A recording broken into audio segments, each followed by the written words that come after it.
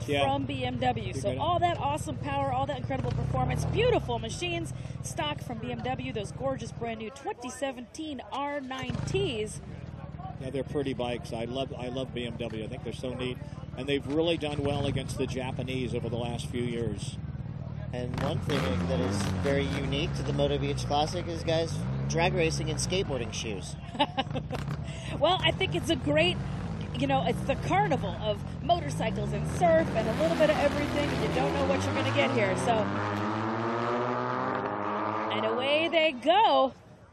That was a close race. That's pretty close. A lot of it depends on how you can handle that clutch, and like you said, Jack, you don't want to slip, you don't want to get the tire spinning because you're going to lose traction. Yeah. And is that where the term clutch performance comes in from drag racing on a motorcycle? I don't know. I would assume so. Yeah, of course. Any type of racing, it's all about putting that power to the wheel, and that's all clutch driven. That's all. Yeah. That's driven by those sorts of mechanics. Getting that power down, that's A++ number one. Again, these beautiful shaft-driven BMW Boxer engines, putting that power directly to that rear wheel. They're doing a great job. But I'm a little shocked. We've only heard one squeal of tires. I thought for sure we'd see a lot more rowdiness going on down there, but those bikes are hooking up really nice. Well, this is the first round, so maybe they're saving it. They're feeling out the competition. They're saving it. I gotcha. It's all strategery.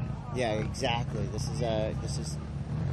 is maybe some of these guys' first time riding a BMW bike like this, because a lot of these guys ride choppers. I know. They ride like cafe racers. So I do genuinely think that's the case. Again, if you're just now tuning in, this is the Boxer Cup. This great stream is powered and fueled by our friends at Valero. This, however, right now is the Boxer Cup from BMW, and it's invited guests only. So there's going to be all sorts of folks dicing it up down there.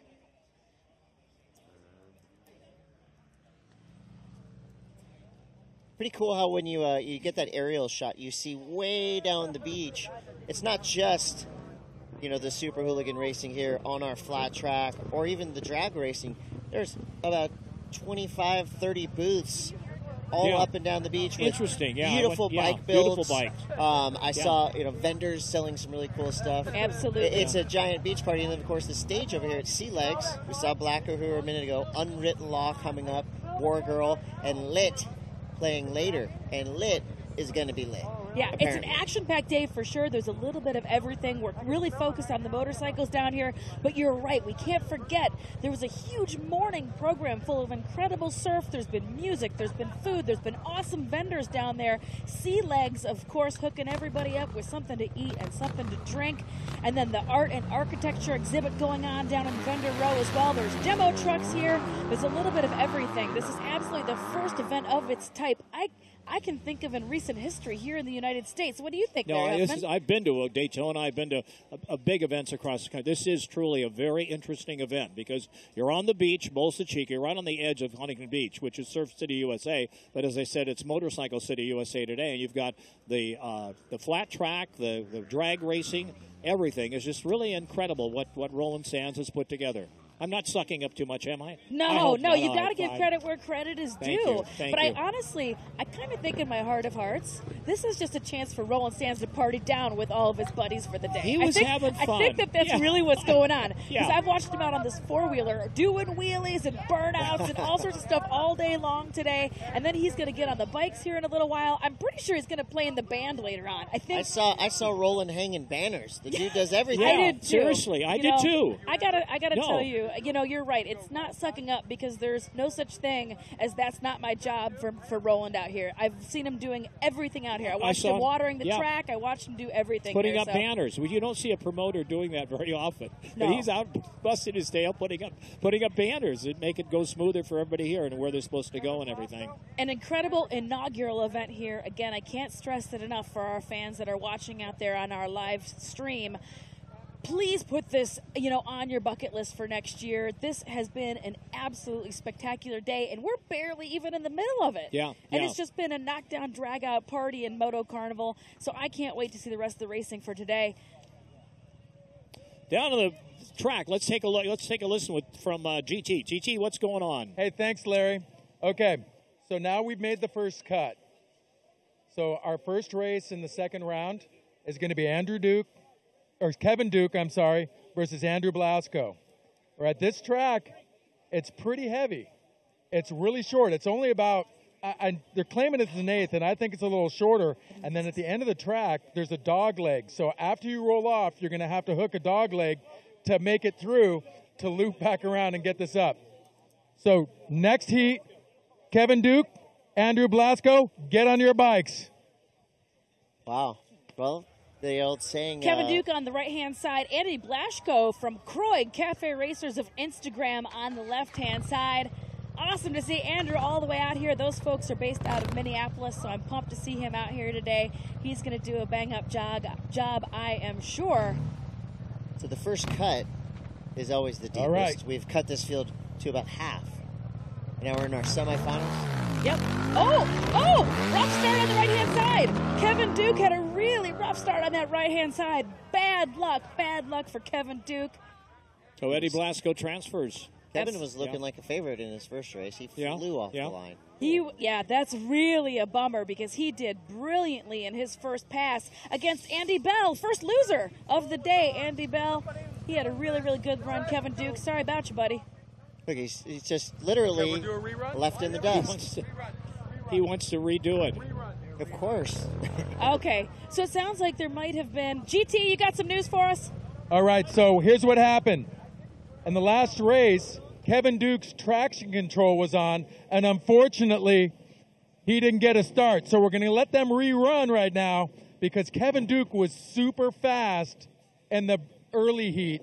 So now they're going to let him rerun right now.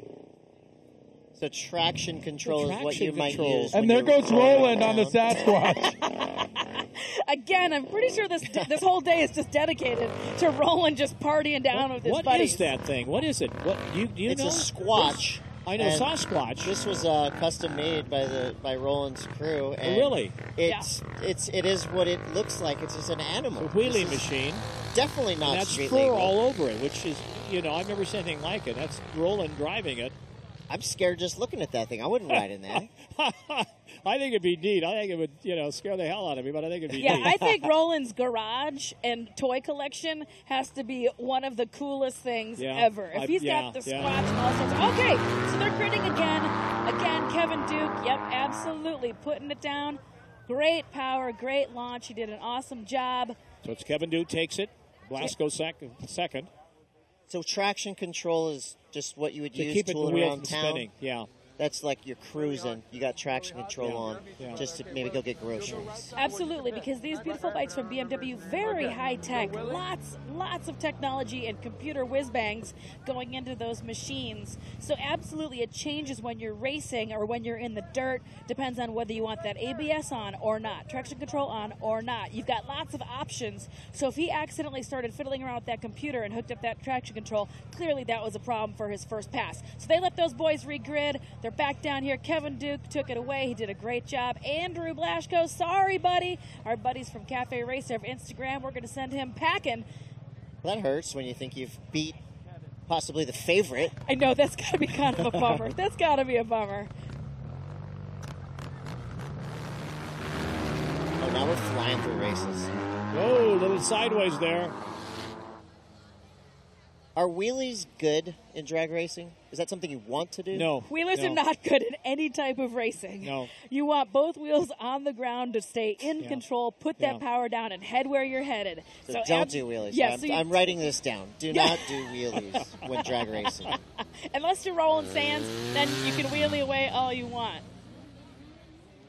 All right, wait.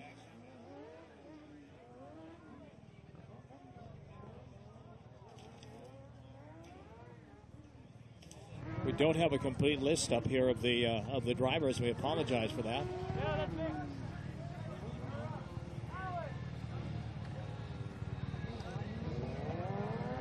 These are all pretty much friends and family of the Moto Beach Classic. You're absolutely right, Chris Cote. So this is all special guests invited courtesy of BMW to come here and participate.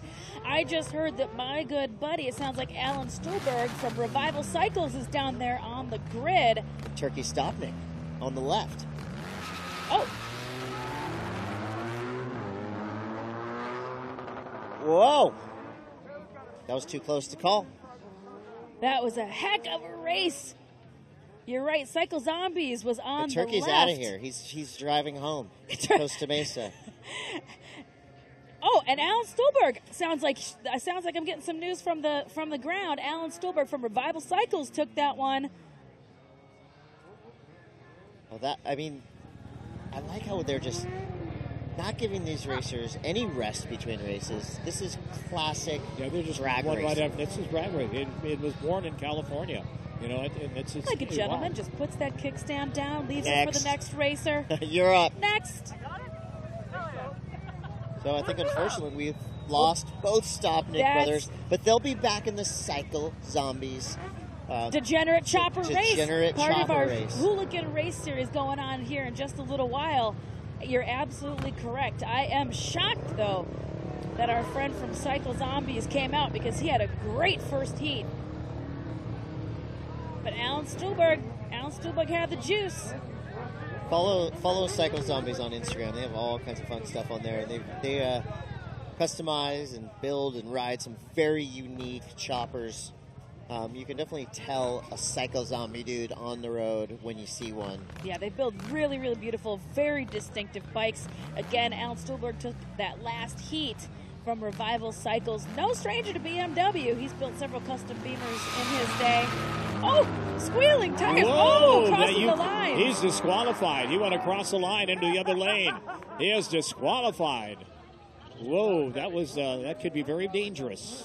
We are clearly at the semifinals because everybody's up in the ante. Squealing tires, getting sideways, losing a little bit of control of these bikes down there. Everybody wants to win because they're down there banging bars with their buddies.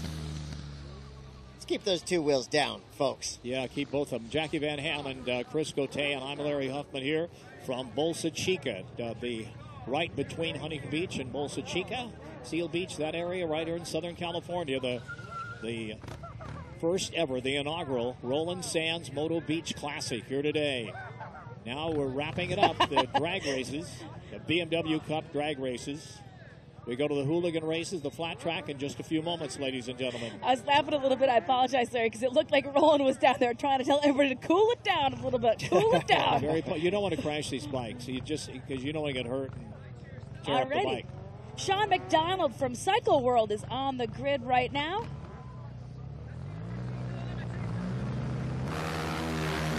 Well, Roland gets to make up rules throughout the game. So Roland, whatever Roland says, that's the new rule.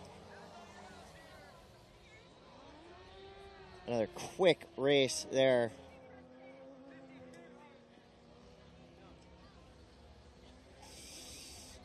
And so, again, 100% street legal bikes. You could go to the BMW showroom floor and buy this exact bike, correct? Yep. Absolutely. Those beautiful, brand new 2017 BMW R9Ts. They're just lining them up and knocking them down and just loading them in and sending them down the strip with no brakes. There's no rest for those beautiful machines. They're just taking a beating out there right here at the 2017 Boxer Cup presented by BMW. You just saw our buddy Sean McDonald from Cycle World out there banging bars with Frankie. I think that was maybe Frankie Garcia, who I believe is racing later today for Ducati. I think he's going to be racing later today. I think that's who that was. Again, it's a hooligan race series out here, so it's kind of run what you brung, and those folks are just jumping on bikes, pulling on helmets, and heading down the strip. A good friend of mine has a BMW. You may have heard of Ivan Ironman Stewart. Let's go down. We'll talk about the second. Let's go to GT. GT, take it away.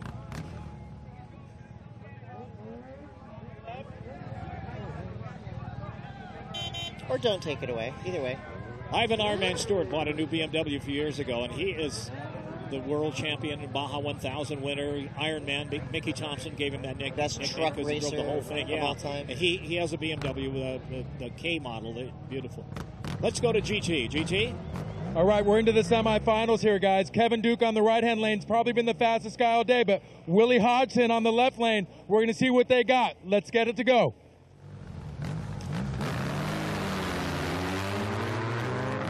Again, crossing the line. You cannot do that. You're disqualified. I don't know if they're quite sticking to traditional drag racing rules, however, Mr. Larry Huffman. Well, I know, but that's not good at all. Larry's sticking to the rules. But I know, sticking no, to and the I rules. appreciate that about you, Mr. Larry Huffman. You are a take-no-guff guy. But it sounded like that was Kevin Duke. Kevin Duke, I mean, He's he's been crushing looking it today. perfect every race. Crushing it today. Crushing it today. Look, he let the lines right back up. He's on the left-hand side. I recognize that open-face helmet and those sunglasses anywhere. But GT, can you give us a little bit more information about the next heat? Yeah, Jackie. So Kevin Duke won that one pretty handily. Now up next is going to be Preston Burrows versus Frankie Garcia. This is semifinal number 2. We're getting helmets on right now. Frank Garcia is going to be in the left. Preston Burrows is going to be on the right. And it turns out that Preston Burrows is boyfriend to our lovely flag lady, Letitia Klein. So we're going to see if there's any tomfoolery before the start of this race. But Frankie Garcia on the left in the red boots, he ain't going to allow that to happen. Here we go. They're going to stage up right now. Looks like one of the bikes. Make sure the traction control is off. Now, Frankie has the boots on. Preston has some Chuck Taylors on. We're going to see what racing gear goes better. Well, and one big thing, if the flag girl is your lady friend, I mean, that gives you extra incentive to show off. get off that line quick and win the race. All right, so they're staging him up right now, guys. Here we go. Preston throws a leg over. Frankie Garcia lined up. They're pulling up to the line. Letitia has the flag up. They check it, and they're off. Oh! Very close. Very, very close. Very And it's close left lane, racing. Frank Garcia. Absolutely. Frank Garcia, no stranger to racing out here today. He is going to be campaigning a brand new Ducati Scrambler later on today in the Super Hooligan Race Series. That was some pretty tight racing between Very tight, Frankie very tight. and Preston Burrows, Yeah. well-known motorcycle photographer on the right-hand side. Dang, that was some close racing on those beautiful brand new BMW R9T machines. Everybody is racing the same bike. So this is purely 100% rider skill. Right, rider talent, rider skill. You're absolutely right, Jackie. And Preston just got the look from Leticia, like, you're sleeping on the couch tonight, I buddy. think Preston's going to be the mayor of Sofa City later tonight. But he put in a heck of an effort because Frankie is no slouch. And Frankie even got a wheel up in that second gear shift. I don't know if you caught that, Larry. I missed that, no. Yep. But I love that they're all on the same. He's not very happy. They're all on the same bike, Yep. so it really is, Well, like you guys said, that's- clutch skill. GT, let's go to you right now. GT, take it away. All right, guys. So I'm walking into Frank Garcia right now. Frankie, you just won semifinal number 2. Have you spent a lot of time on these BMWs? This is day one. This is the first time I've ever even seen one of these in person. And is it the red boots that makes the difference? It's the red boots, but I think it's more your voice. I think that's what it is. Your face, your smile, that's what's getting me today. Okay, well, keep that thought. Let's find Kevin Duke. Now, Kevin, have you spent a bit of time on these BMWs? A little bit of time, yeah. I've ridden about everything. And so, what's it going to take to win? You got Frankie Garcia. I think you've been the fastest guy all day, but what's it going to take to win now? It's all about the launch. The first 60 feet, that's going to be the whole thing right there. All right, Jackie, Larry, Chris, it's all about the launch. Back to you guys. Who do you guys got? Who's going to win this race? These guys are very, very, very close in talent and experience. They've obviously done this before. Kevin Duke, Frankie Garcia. There we go. They're neck and neck down the straightaway. I was just about to say I was going to pick Kevin Duke. Whoa. I don't know. That was so close. No, I think that was Kevin Duke. He got an incredible launch. And again, Frankie lifted a wheel up in that second gear shift. And you lose time when that wheel starts picking up. Kevin Duke is tougher than a $2 steak. He really Kevin is. Duke is definitely He's tougher good, man. He's than good. a $2 steak. He's good. Absolutely. I like that he kind of mentioned right there pre-race. He rides everything. So in order to compete in all these He went right different through. races, you really got to ride every different kind of bike Yeah. to get the feel for it. Yep. He looks very comfortable on this track. Right. Congratulations there. Yeah, he's had great, smooth, flawless launches the entire There's- day today, minus that one traction control slip. What is GT doing? He's trying to set up. GT, whenever you're ready, buddy, take it away. All right, guys, can you hear me? Yeah, Yep. go ahead. Okay, so there's a little bit of tomfoolery going on. So Kevin Duke versus Frankie Garcia. Kevin won the race. He's been our #1 qualifier all day. He's rolling through. But there was a bit of a snafu because Taylor Stopnick has won every one of his races today. So we're going to let an LCQ go right now between Taylor on the right, Frankie on the left. Whoever wins this race goes against Kevin in the final. So it's Garcia versus Stopnick. Stopnick on the right, Garcia on the left. Well, here we go. Garcia gets the light and gets the start. Frankie Garcia clearly had that advantage, had that much better launch again. Yeah. The boys just decided to throw in a little bit of a last chance qualifier. That's that LCQ. You'll hear that word come up a couple of times today. It's the last chance qualifier to advance because those boys were both a little disgruntled about getting beaten by Kevin Duke all day long.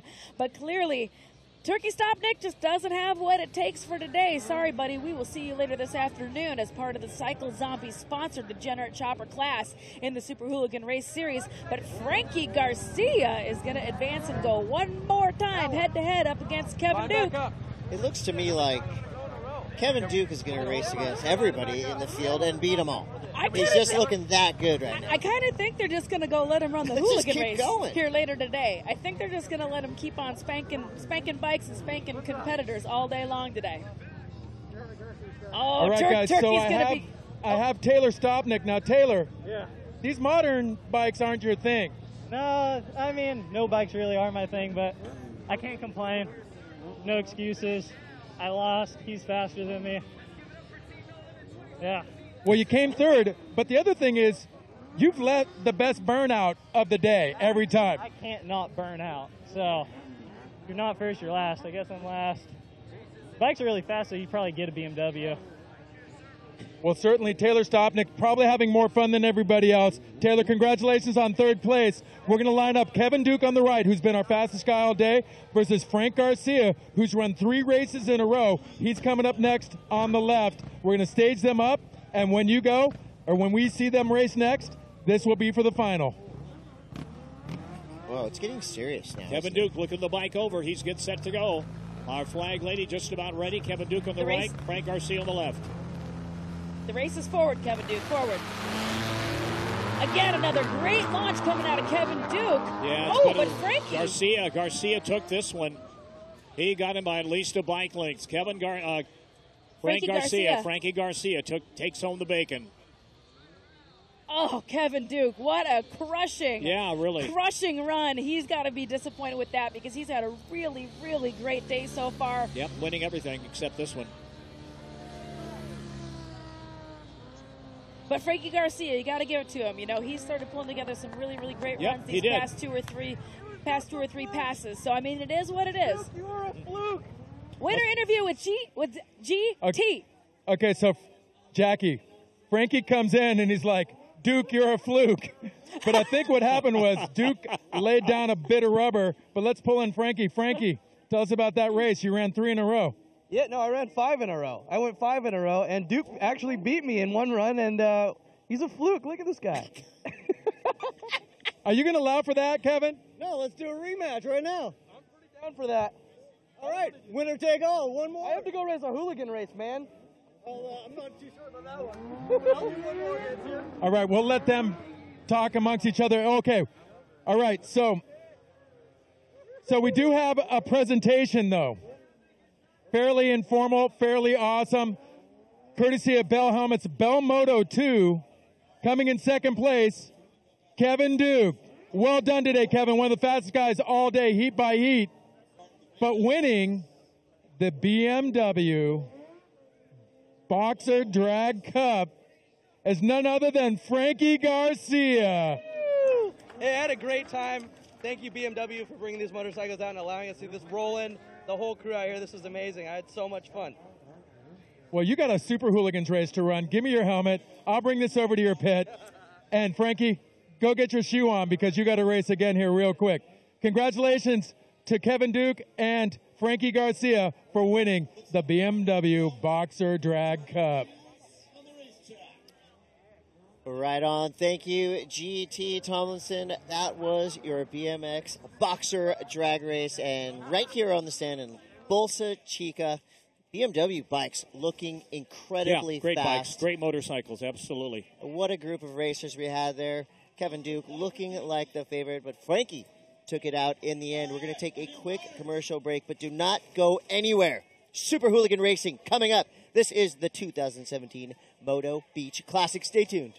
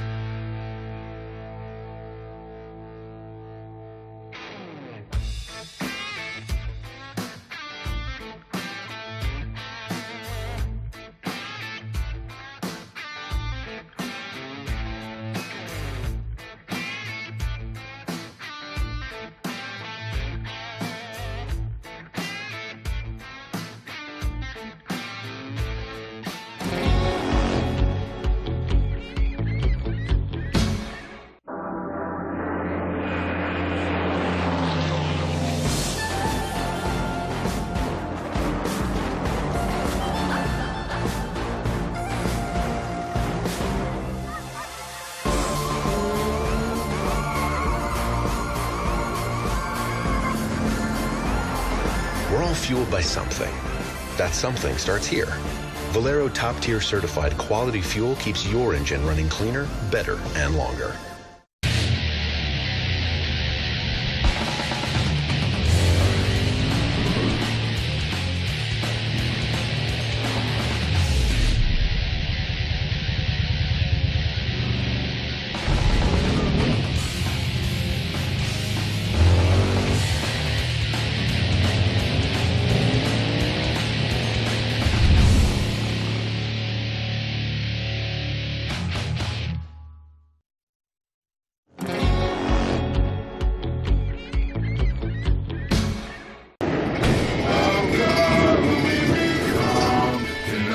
Hooligan racing is about a bunch of friends going out, riding a motorcycle, having fun. And it's really the ultimate story of what you did on the weekend. I could say I watched TV, or you could say I went out with my buddies and hooligan raced.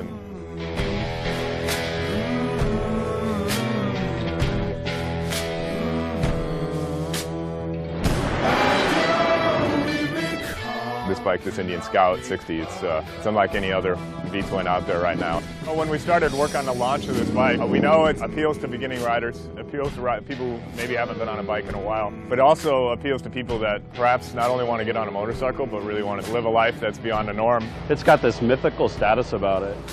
And it's an interesting thing because it's not because it was an expensive motorcycle. You get them done and then immediately people tear into them and start reimagining them in the way they want to see him, and I love that.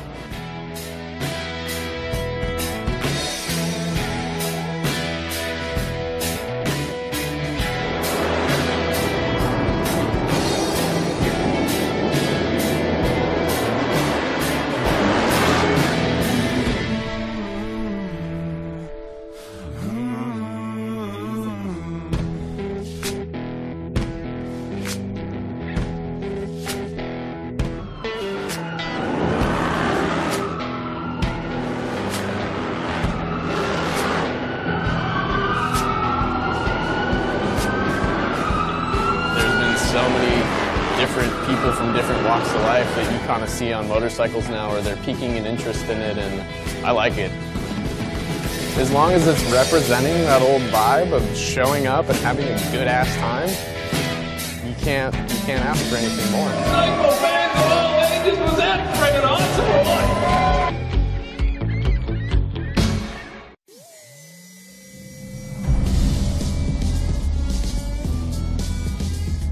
My name is Roland Sands.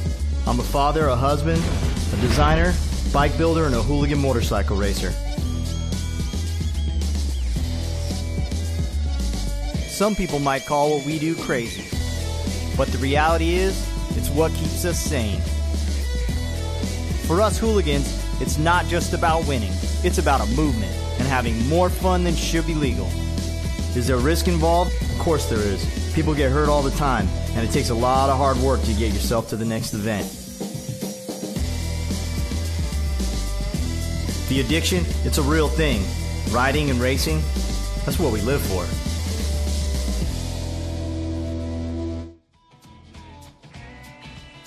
Well, we got some of the tank shifter bikes out there, and there's a bad crash coming out of turn number 4.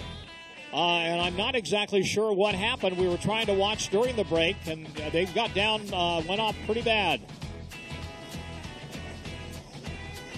If you are just now tuning in, welcome to the 2017 Moto Beach Classic. And we are just getting started with the Super Hooligan race program for the afternoon. This is the finals for Super Hooligan.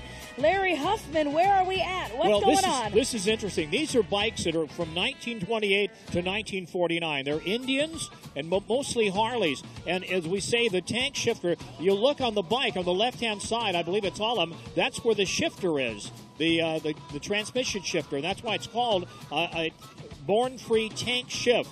We got 12 racers in here, and I'm not exactly sure. That's number 10 on the pole. That's Jerry Turner out of Burbank. He's a motorcycle shop owner.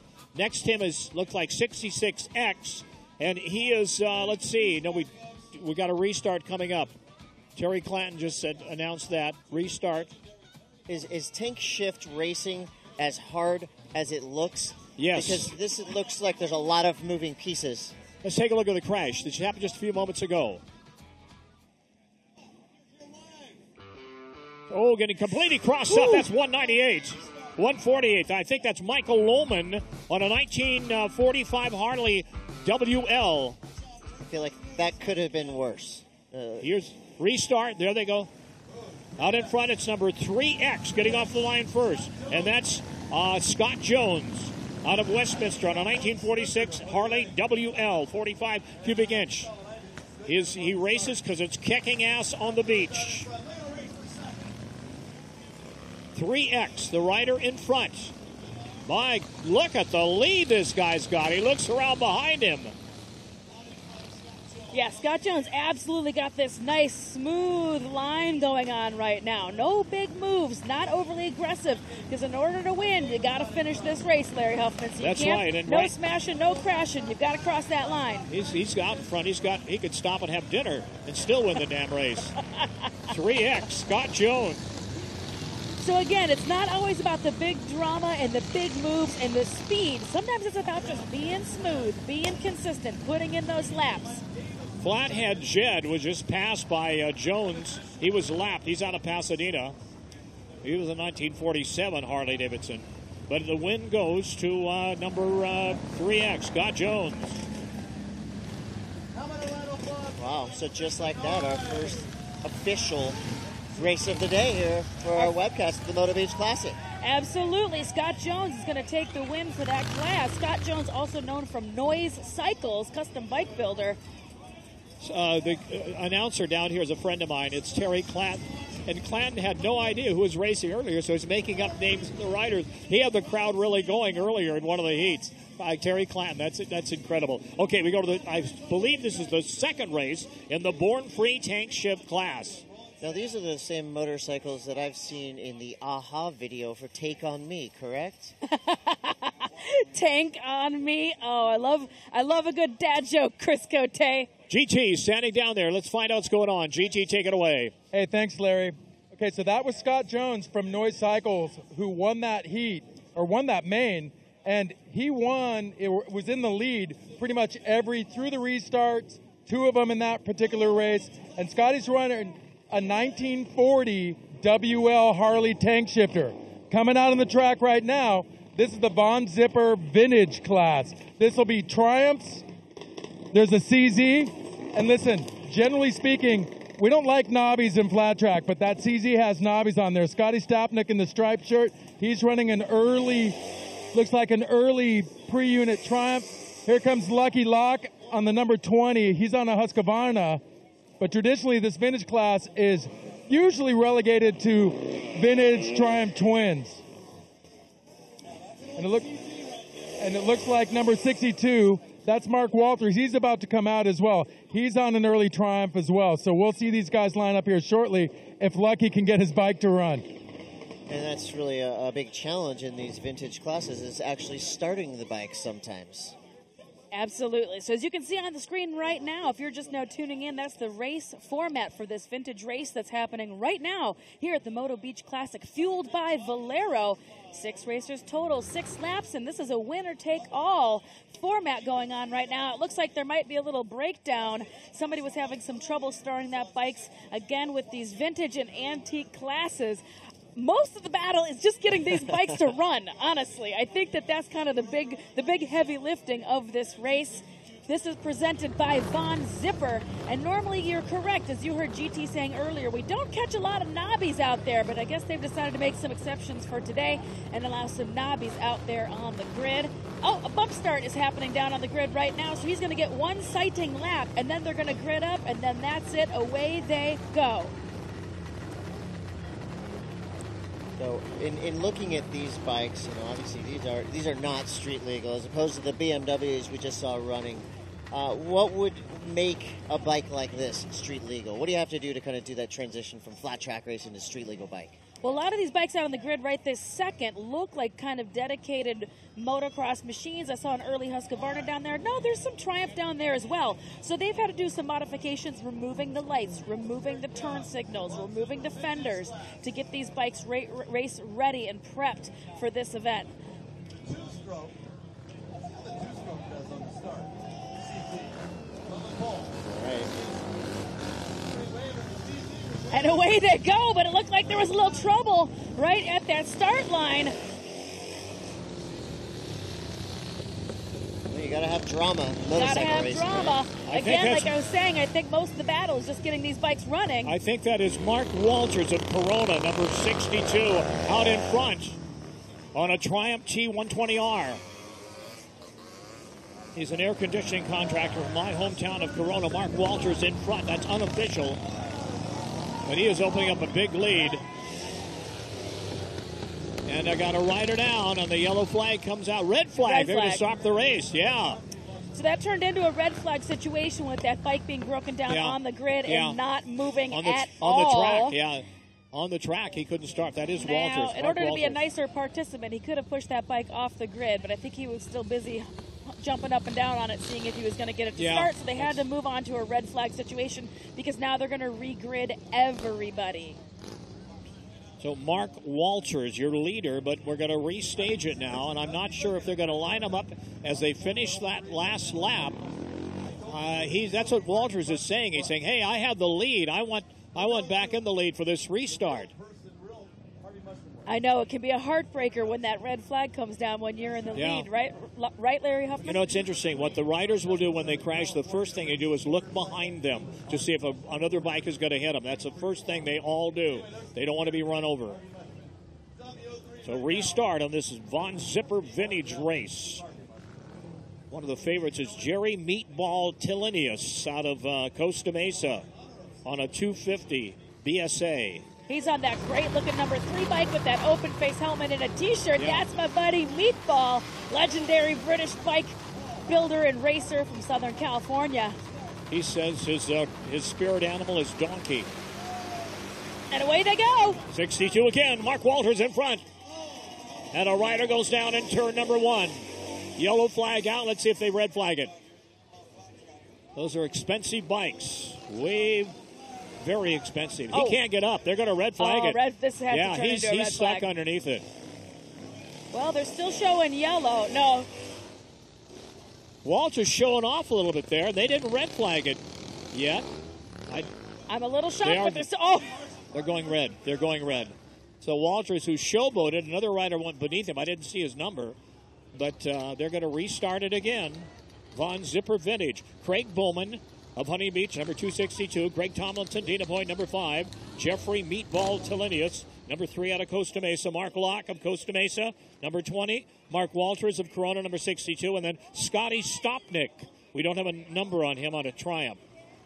This is...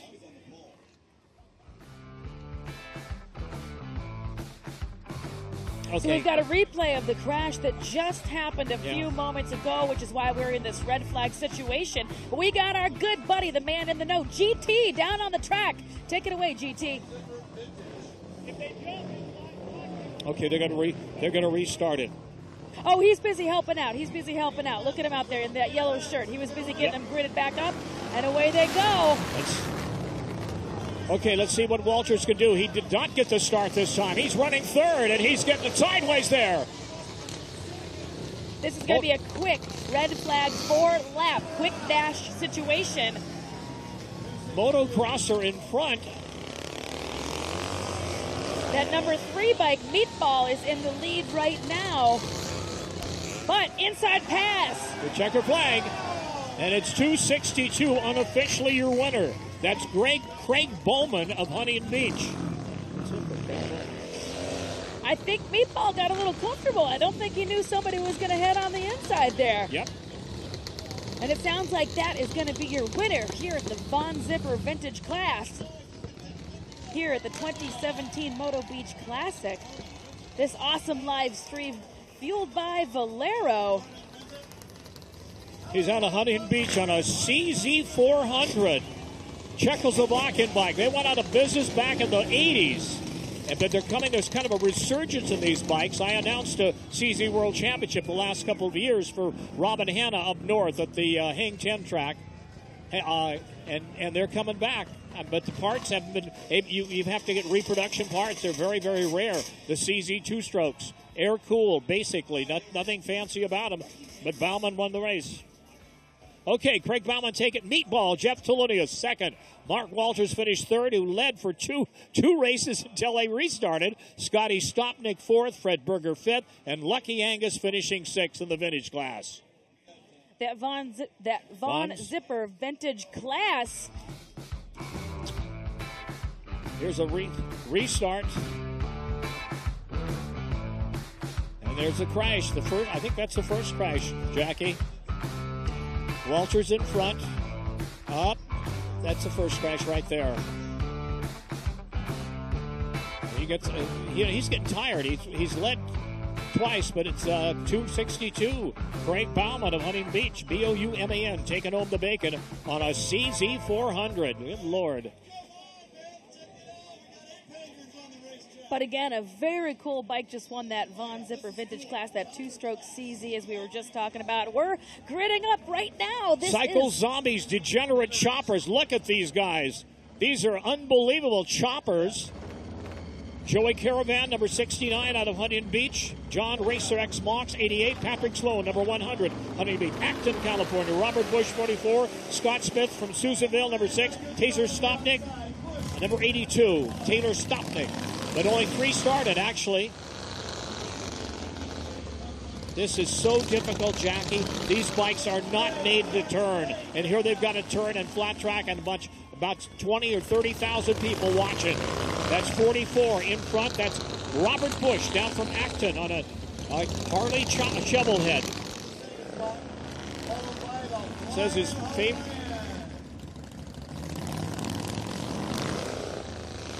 But absolutely, this class right now, Cycle Zombies Degenerate Choppers class, these are the absolutely most inappropriate machines to be out there, hands down. The geometry is entirely wrong for being out there. So I love watching them attempt to race and still navigate this tiny short track. Yeah, look at the forks. They're extended out there. That throws the bike off so much. They're not built to turn, especially on a short track like this. But it is Robert Bush of Acton on a 1979 Harley Shovelhead running away with this race. Cycle Zombies and Degenerate Choppers. Battle is for second. But that spot for second was so close you could have thrown a blanket over them. Yep. Man, they were tight racing.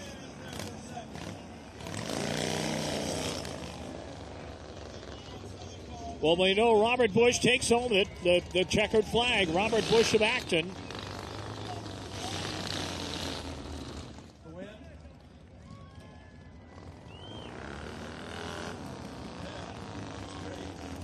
A great class, beautiful, interesting bikes out there racing. That's got to be one of my favorite events today are these awesome choppers attempting to navigate that short track. Just incredible racing. And there is your winner for the Cycle Zombies Degenerate Chopper class.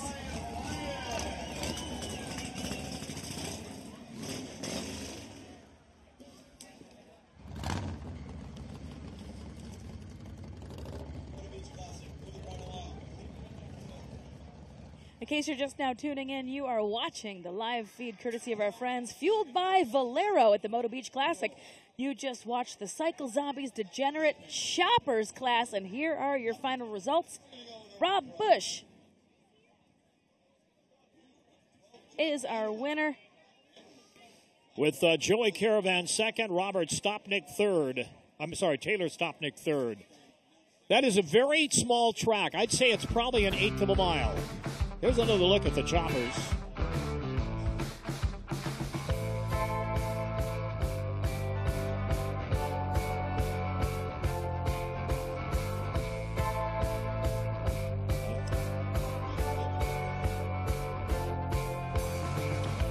Robert Bush leading it all the way from wire to wire, number 44 out of Acton, California.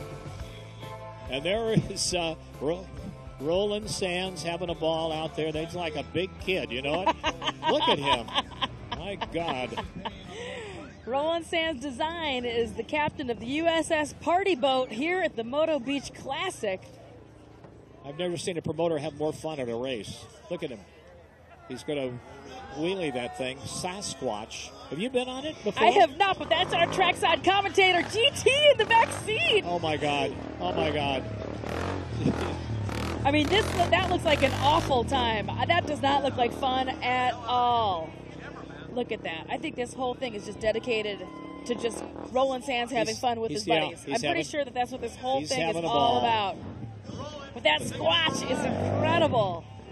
Look at that crazy! Look at that crazy six-wheeler. Roland Sands always willing to put on a show out here for us. Keep it lively and keep it interesting. And speaking of lively and interesting, in the backseat of that squatch has been our trackside commentator for today, Mr. Von Zipper himself. GT Greg Tomlinson has been helping us out all day long, giving us the play-by-play and giving us the news from the track. If you're just now tuning in, you are watching the 2017 Moto Beach Classic, this live feed fueled by Valero. Coming up next, the Open Pro Racing here from Bolsa Chica, California. And GT had a ball on that one. We'll be right back. Don't touch that remote.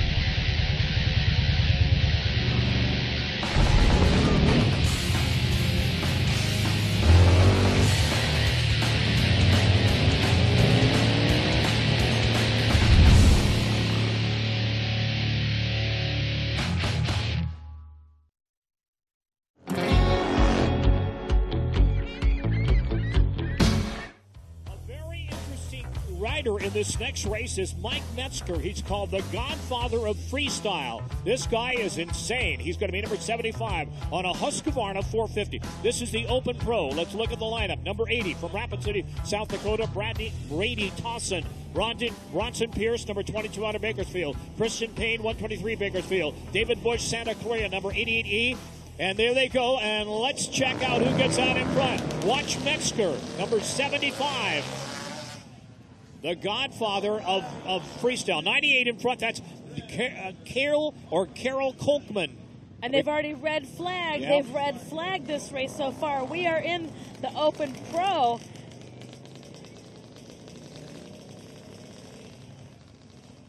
Apparently, they were just letting him take a warm-up lap. That's interesting. I didn't know that. All right, that looked like a sighting lap? All right. Brandy Towson, 18 years old. Bronson Pierce, 21. Kristen Payne, 18. David Bush, 38. Jave Monaco, 22. Cale Kolkman, 27. And Mike Metzger is number 75. And one other one, I think that's Nick Reimer, a Reimer of Seal Beach. So you've got Suzuki's, Kawasaki's, Hondas, and Husqvarna's in this race. Open Pro. So this is the class, this Open Pro class, Larry, Yep. of the most appropriate bikes for this type of racing. These 450 and 350 dirt bikes with the flat track tires. Yeah, you're right. Good point. Very good point, Jackie. And let's see who's out in front. Well, they're slipping and sliding. That's 88E David Bush, I believe. Bush on a Kawasaki two-stroke. Nope, 98. I stand corrected. Number 98. That's Cale Coleman of Ventura, number 98, on a 450 Suzuki. So again, some great-looking racing in this Open Pro class with those 450s and 350 dirt bikes, the most appropriate bike for this class. So you're going to see them hook up and have some really great slides. But as you pointed out, they are running flat track tires, not knobbies. That's number 12 in second. I do not have a name on 12. And he's pushing number 98 Kolkman. 12 is absolutely showing him a tire, and I think there's a chance for an inside pass. Right on 3 and 4. That's number 98, Cale Kolkman of Ventura, in front. Number 12 in second. Let's see if we can pick up third. Like 45, I believe. 41, that's Buckley Nick Raymer. Cale Coleman still is the leader in this class. Nice, smooth-looking riding coming out of Cale. He is absolutely shutting the door on rider 12, not letting him make that pass.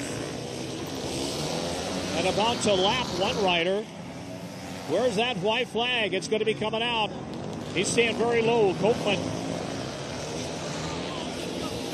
Cale Coleman starting to get caught up in a little bit of lap traffic out there. They are starting to hook up with the last racers from this class. This is that Open Pro class. Cale Coleman, nice, smooth, flawless riding so far.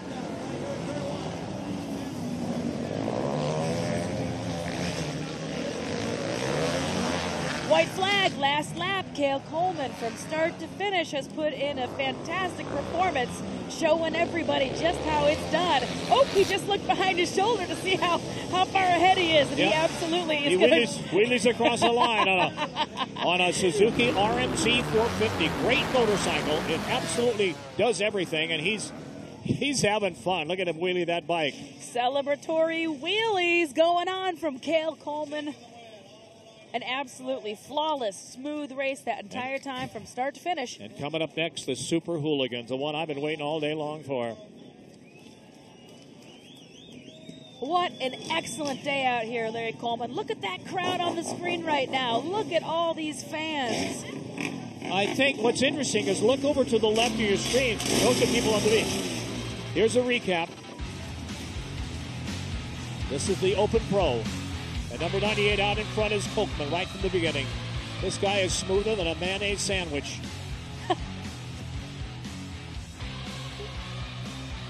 Look at him. He's having a ball. Yeah, that's good. Number 12 in second. Do not know who that is. So you look at the track and then look all the way over to the left, and those are people on the beach that are watching this event. Absolutely. I'm sure if there were any innocent beachgoers today, I'm sure that they are just blown away. Cale Kolkman took it, the Open Pro. John Vanderland second. James Monaco third. Bronson Pierce fourth. Kristen Payne fifth. Brady Towson sixth. David Bush seventh. And Nick Raymer number 8. We go now to the Indian Motorcycles in just a moment, the Super Hooligan Racers. And boy, there's really no rules on this, is there? I mean, it's 750 or over, and that's it. That's the extent of the rule book. Well, you're absolutely right, Larry.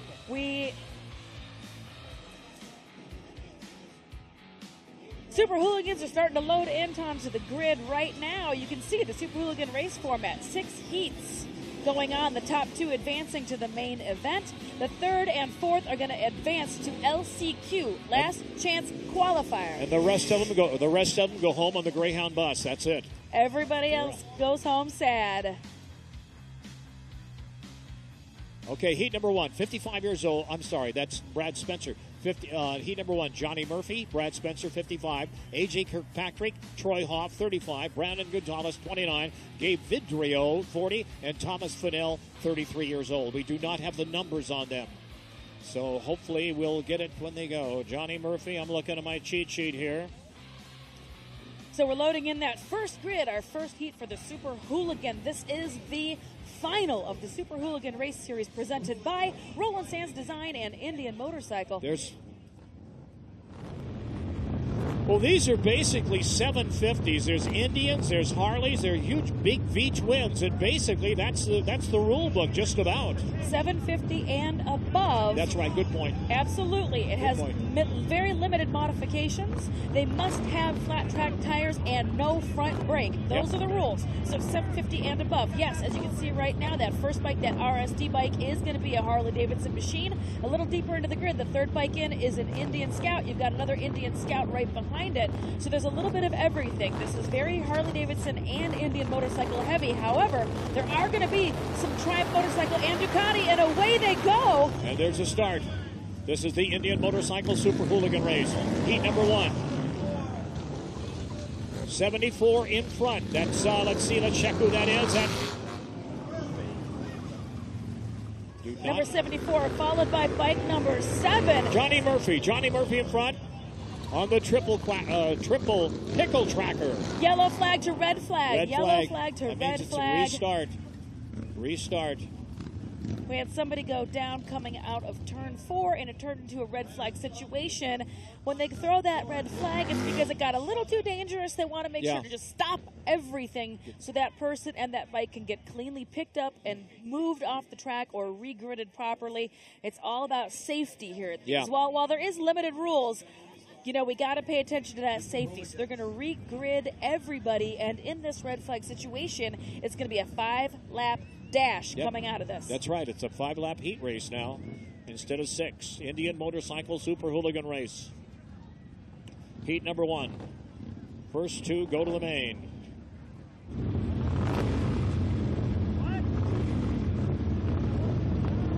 Alrighty, hands are in the air because they are gridded up and they are ready. Flag drops. It looks like somebody might have gotten a jump, and I don't know if they're going to still continue it. Yeah, they're going to let everybody go. Red. We're going to watch this one. Vincent, the point is Vincent. Red flag. So they are not going to let everybody continue. Like I said, it looked like somebody got a little bit of a jump start, so they're going to red flag and regrid everybody again. I believe that jump start bike might have to move to the back as a penalty for jumping. It's up to the starter. He can do that if he wants to. He can move him to the back. Yep, so we'll find out. It certainly looks like they're putting him back because I think 7 is who jumped. And they're both talking to him. So, yep, Roland's out there on right now, and he's pushing him back one more row. So he's going to have to go back to the third line, third grid, as a penalty for jumping that last start. Again, I think it's going to be a 5-lap dash, and away they go. Everybody looks like they got away clean. First bike is number 74, is going to be my lead bike, followed by 69. 74 into 69 bike. 74, nice clean racing. Larry, do you have a cheat sheet for 74? Do not have a 74, Jackie. I'm sorry, I'm looking, but I do not have a 74. No, we do. Johnny Murphy, I stand corrected. That's the pickle tracker, number 74, Johnny Murphy in front. 74 into bike number 7 is my number 2 bike. Running in second place, Juan Arcio of Norwalk, number 7, on a Buell. That's a bike that hasn't been in production for several years, on an XB9. Well, good looking racing so far. Everybody racing clean, no crashes, no red flags. And I got to tell you, that number 7 bike, we're already at the checker. 74 takes that checker. Johnny Murphy takes home the bacon. Johnny Murphy. He'll transfer along with, in second place was, I believe, it was that number 7 bike. 7, Brad Spencer. They'll go to the main. His occupation, he says, Spencer, he's a hooligan racer. It's either 69 or 7. We're going to get a graphic about that up in just 1 second, get a little bit more information. But some great racing again.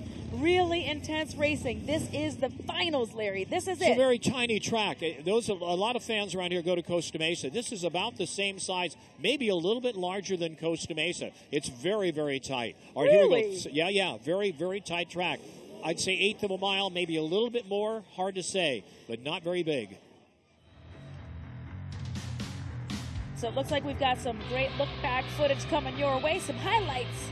Number 7, Brad Spencer And getting the some gate. low lights when the bikes go down. They're red flagging it right there, but that's a look back at the first heat. We caught a couple red flags on that last race. No big surprise because this is high-intensity racing. This is the final, so everybody's got some nerves. Johnny Murphy takes it home, number 1. Brad Spencer, 2nd. Troy Hoff, 3rd. A.J. Kirkpatrick, 4th. This is the first heat. Thomas Fidel, number 5th place. Gabe Vidrione, 6th. And 7th, Brandon Gonzalez. I was trying to run through that because we're going right to the second heat. Coming up now. This is the Indian Motorcycle Super Hooligan race. A lot of people came out today, Jackie, to see this race. Well, this is absolutely it. Like I keep saying, this is the big deal. They're gridded up. GT's coming off the line, which means they're going to get going here in just 1 second. Here's your Heat 2 coming your way right now. Jordan Faber. On the pole, James Monaco, number 88 on the pole. Jordan Baber of Palmyra, Iowa in second plot. No, now to 23. Going, let's see, out in front. That's number 88. We mentioned him a minute ago. Number 88 in front.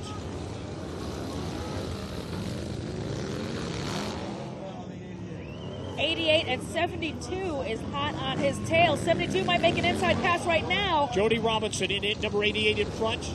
72 running in second spot. That's Jordan Faber of Iowa. Corn-fed boy from Iowa. Well, if Jordan Baber is on that 88 bike, he won the last race last weekend in Paris, and he's absolutely in the running to win that FTR 750. We've got a yellow flag situation, so no passing because 33 is broken down on turn 2. So it's a no passing situation, but the racing will continue. It's not quite at a full danger level, so everybody keeps pace. No passing is allowed. Checkered flag is coming down. James Monaco going for it, Jackie. And he's got it. Excellent camera work by our crew here today. Again, this incredible feed, if you're just now tuning in, you are watching the 2017 Moto Beach Classic, and this awesome feed is brought to you, fueled by Valero. You just James watched Monaco. our second heat. He's interestingly enough, Monaco is on an Indian Scout. Let's get the rundown of this second heat. The Indian Motorcycle Super Hooligan race, heat number 2.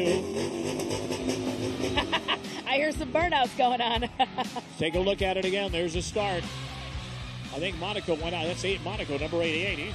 He's slicker than a mayonnaise sandwich out in front. Looking back behind, he handles that throttle perfectly. 72 in second spot. That's Jordan Baber, B-A-B-E-R, of Palmyra, Iowa. Corn-fed lad from Iowa taking second. Let's look at the whole thing. Juan Arciel, 3rd. Josh Slay in 4th. Jimmy Garcia, 5th. Robert Dixon, 6th. And number 7th, Scott Jones and Monaco on Baber go right to the main.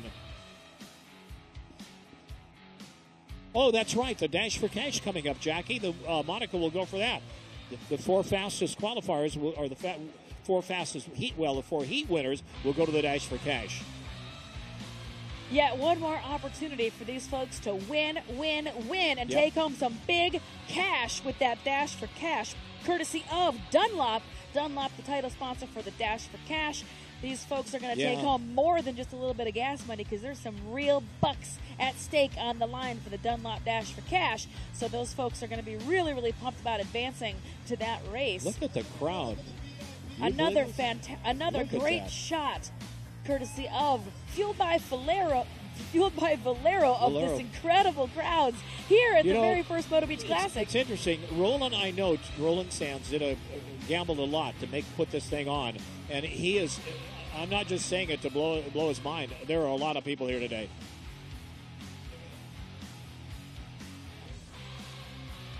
And when we come back, we're going to have more awesome racing action here at the 2017 Moto Beach Classic. So stick around. You are not going to want to miss it.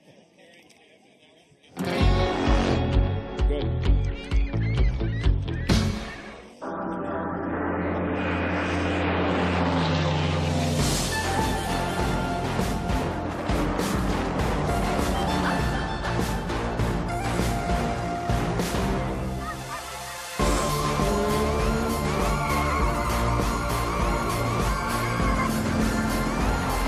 We're all fueled by something. That something starts here. Valero top-tier certified quality fuel keeps your engine running cleaner, better, and longer.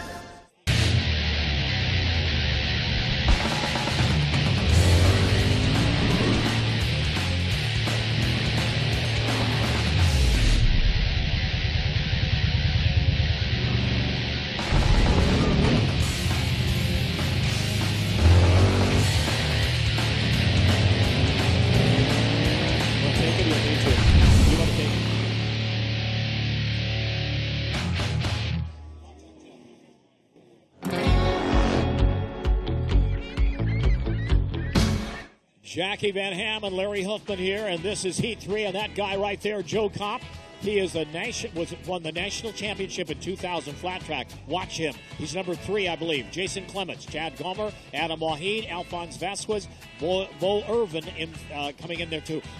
Kopp is so good, Jackie. He is just absolutely unbeatable, and let's see what he does here. You're absolutely right. Joe Kopp is no joke. He's absolutely at the top of the heap for standings coming into this Super Hooligan final. He debuted the Indian Scout last year at Santa Rosa, finished 7th, first time out. And as a great launch, a great hole shot on Joe Kopp's behalf. One of the only bikes out there. He's on a Triumph. He's campaigning a Triumph motorcycle out there. Joe Kopp in position number 1. Your bike number 3, position number 2 is going to be... Jason Clements is running in second, number 911, right behind Kopp. And Kopp is just unbeatable. I mean, he should do this, win this all the way. Very fast, very smooth. Yep.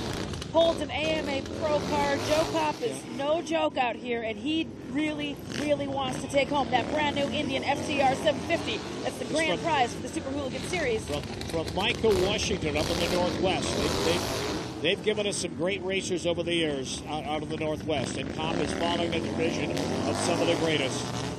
Number 911 in second spot. That's Jason Clements of Huntington Beach, just down the street. But Kopp is not so smooth. He just doesn't make mistakes. Well, so far he's definitely pretty smoothly walking away with this. And he just took the checker. Absolutely, from start to finish, Joe Kopp had it all in hand on that Triumph motorcycle. He says he tries to make something go around in circles. It isn't made to go around in circles. Joe Kopp, number 3. And number 911 in second spot, that's Jason Clements of Huntington Beach. There's Kopp taking the accolades of the crowd. Revving it up. He feels good. Yeah, he's in good shape. He had a really rough spell last week at Paris in the semifinals to this, last weekend's race. Yeah. He broke a shift or broke a lever or something happened, and he was DNF last week. So he lost a lot of points. So he really, really, really has to crush it this weekend in order to take home that brand new top prize from Indian Motorcycle, that beautiful 750 FTR race bike. Yep. That is provided by Indian Motorcycle. So he means it this weekend, Larry. So Jason Clements and Joe Kopp will go right to the main event. The rest will go to the, let's see, well, let's take a look back here. There comes Kopp leading him out. He's cocky like a lot of racers are. He's good, but he's got a lot of self-confidence. You know, it's interesting. These guys race on the mile track. They will hit 135 miles an hour in the curve. And I asked one of them, I don't think I asked Kopp, I said, what happens? You guys got to trust each other. He said, oh, yeah, we do. And if somebody gets out of line, we let him have. Here's your results from Heat 3. Joe Kopp, Jason Clements, Chad Gomer, Adam Wahid, Bo Irvin, and Alfonso Vasquez. The Heat 3. Let's go to Heat 4 now. Coming up with the Super Hooligan. The Indian Motorcycle Super Hooligan. Let's get that note in there. Absolutely. Super Hooligan Race Series presented by Roland Sands Design and Indian Motorcycle. It's in its, I believe, second or third year that they've been organizing and putting on this incredible race event. And this year, absolutely barn burner going on today. We're at Heat 4. The bikes are on the grid, and as you can see, Andy DeBrino, 23 years old. Chris Wiggins, 34. Joey Robertson, 21. Aaron Godardo, 29. And Mark Atkins, 30 years old. And Sean Guadardo also in this heat. So Aaron and Sean, brothers from Suicide Machine Company. I always like watching them race head-to-head against each other. It's always exciting. And there they go. Woo! Getting wide and getting a little sideways. Turn 1 into 2. Bike number 62 is your race leader. Yeah, looking 55 in your second position. And unfortunately, we don't have a name on 62. And he's pulling away from the race. Wow, from the rest of the pack, rather.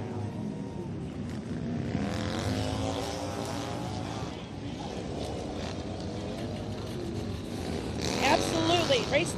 Racer 62 easily starting to step out and walk away with this race right now. Nice smooth riding going on. Several bike lengths between him and Racer in the second position. So this is a little bit of a cakewalk. 55, I think that's running in second. Yes. Final lap, 55 running second. Chasing number 62, and I apologize, we do not have the names. We'll get them for you in just a moment. 62 takes that checker with one wheel up in the ground, celebrating that victory. That's usually an indication they're very, very happy, Jackie. Really. I think so too, Larry. I think that's definitely an indication it's like of 09 good in times. second, and I'm not sure who that is. I was trying to read the back of that jersey, and I couldn't quite see it. They'll give us the lineup in just a moment. Here we go. It's number 62 taking the victory lap with the checkered flag.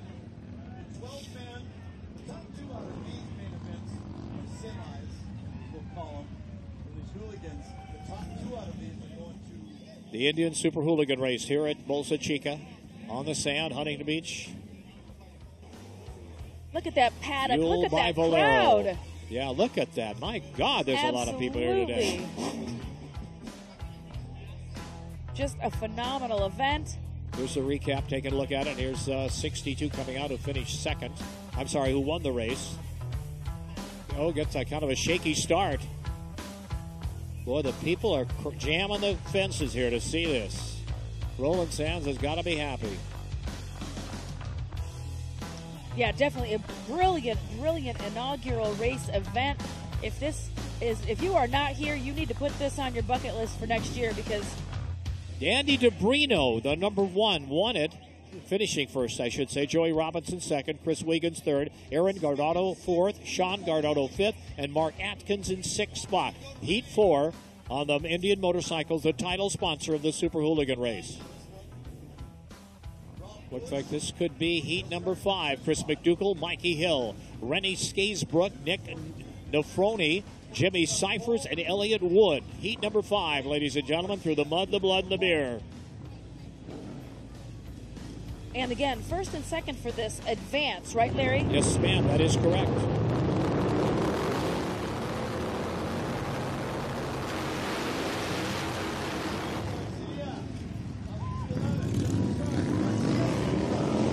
It looks like 24 might be the leader. I think 198. 211. 214 is the leader. 214. 214 is the leader. And we do not have a name on 214, I'm sorry to say. Oh, Frankie Garcia. Frankie Garcia, who also was our winner from the BMW Boxer Cup. You're absolutely right. You're absolutely right.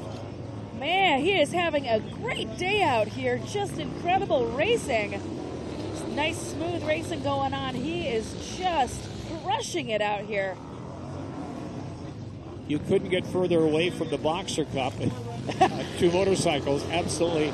But interesting enough, Frankie Garcia on that bike. He's on a Ducati Scrambler, one of the few other manufacturers competing today other than Indian Motorcycle and Harley Davidson. So I think that that's really neat to point out that he's on another manufacturer. I'd love to see those different bikes out there. Final lap, Frankie Garcia clearly going to walk away with it. He's not making any mistakes at all. Checkered flag, Garcia. A great race effort for Frankie Garcia today. How many wins, how many checkered flags is he going to take home today, Larry? He's going to take home some money from the hairy palm of Rolling Sands, I'm telling you. I think he's taking home everything today. He is not monkeying around out there. He's having an awesome day so far. We're going to have some highlights for this incredible race coming your way in just a second. But congratulations. Yep. Waving to the crowd, taking the accolades of the crowd. He earned it, no question about that. We'll get the result. We'll get the lineup, the finish in just a moment. He's on a Scrambler, a Ducati Scrambler. You don't see many of those. Yep. Italian motorcycle, great bike. You don't see many of them. Fantastic bike, 800cc, so it totally fits this class. Yep. Again, in order to compete here in the Super Hooligans. Here's a look back at it. Let's watch him, 214, Garcia. Sitting on the pole, gets a hole shot, goes out in front, pulls away. Guy is good. Garcia is good. Garcia's having a great day, and again, to compete in the Super Hooligan Series, it's 750cc and above. Or larger, no front brake, and you must have flat track tires on that bike. Limited modifications are allowed to the frame, 0 modifications to the engine. Those are going to be some of the rules in order to compete here in the Super Hooligan Race Series presented by Roland Sands Design and Indian Motorcycle. And look at that, we're already heading into our next grid.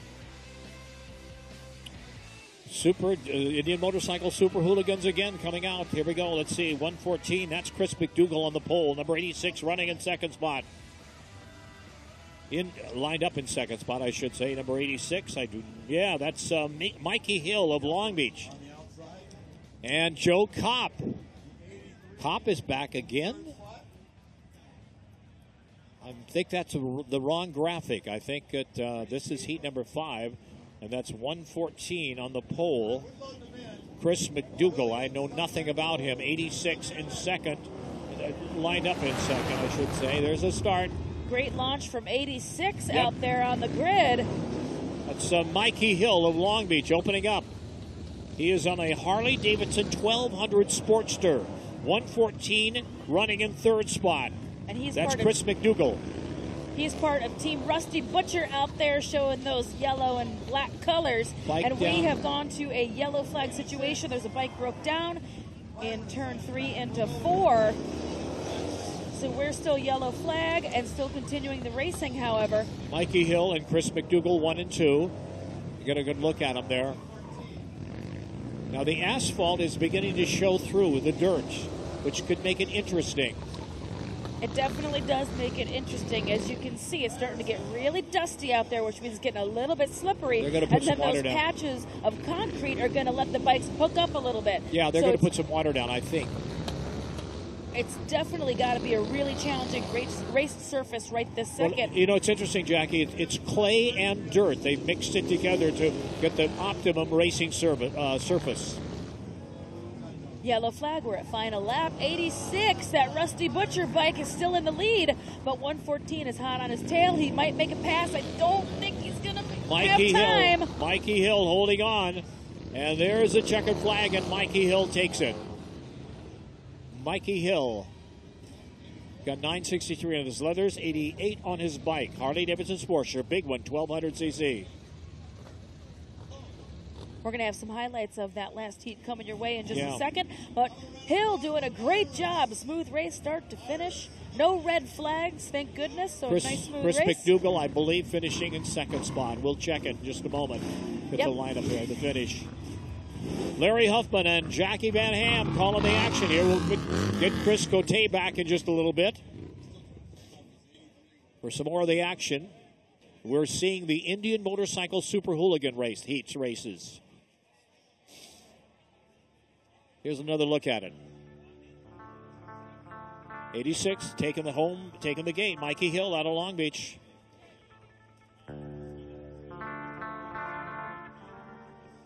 Mikey Hill having a great race, a nice smooth race for him.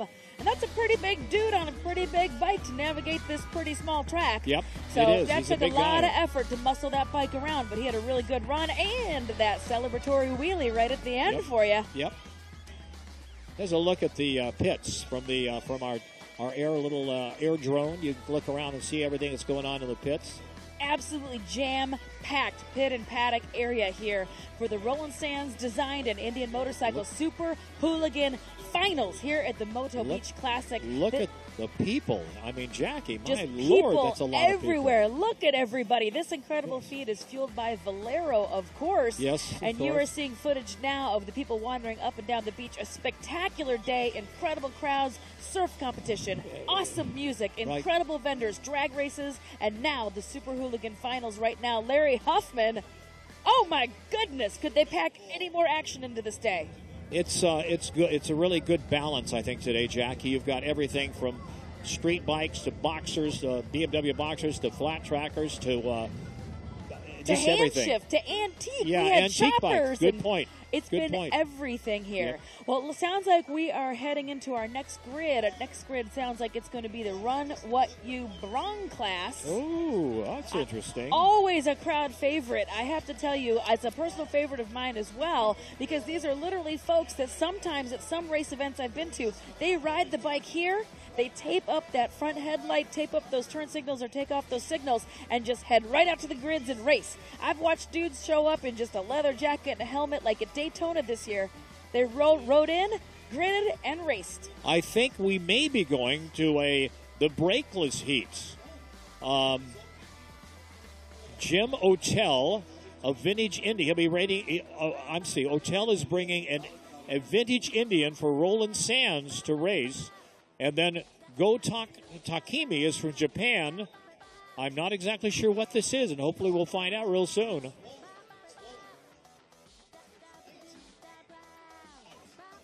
But a brakeless heat is apparently what we've got coming up now. So again, it's Hooligan Race Series, so you never know what you're going to get. It's no rules, which sometimes plays havoc with our grid sheets and with our load-in and our paddock sheets. So it's Run What You Brung is what's loading in right now, because you can see, look, there's a dirt bike out there. There's going to be some V-twin bikes out there. There's a little bit of everything going on out there. So this is definitely a Run What You Brung class. And then right after is going to be the Dunlop-sponsored Dash for Cash.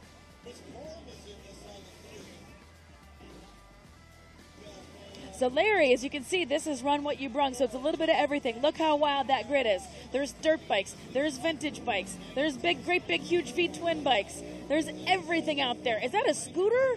Guys, I had to come back for the Run What You Brung because just like these guys, I came in off the street to watch this race, and I am psyched for this one. Had to jump back in. Here's the lineup. Aaron Fitzsimmons, Arvin Rodriguez, Bob Morales, Chris Corum, Phil Holcomb, Scott Dimmick, Son McDonald, Shaw Parrow, Tracy Williams, Vince Lee, Zach Warnick, and Sean McConnell, who is a speedway racer and an ex-promoter, a good friend of ours. So you got 20-year-olds versus 60-year-olds, basically. Yeah. Anything goes in this Literally race. Run What You Brung.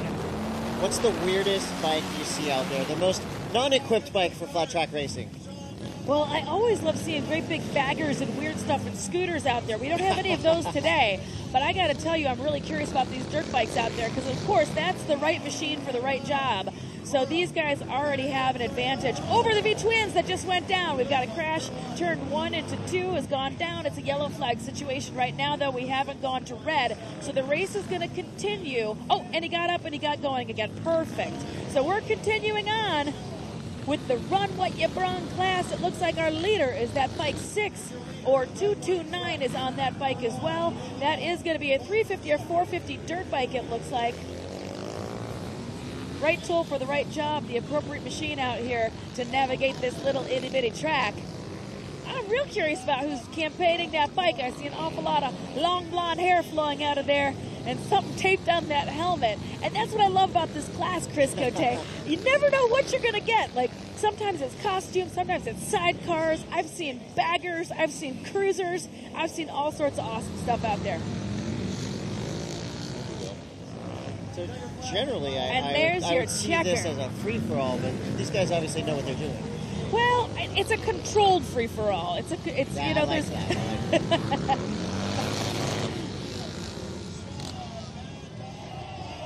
that. That is Sean McConnell. Now notice they call him Mad Dog, and those are felt ears on his helmet.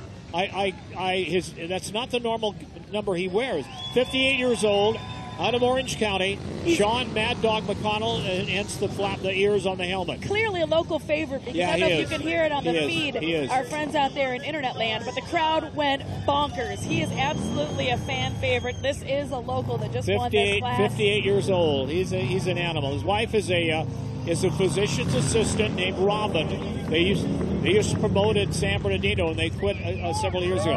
Sean McConnell, ladies and gentlemen.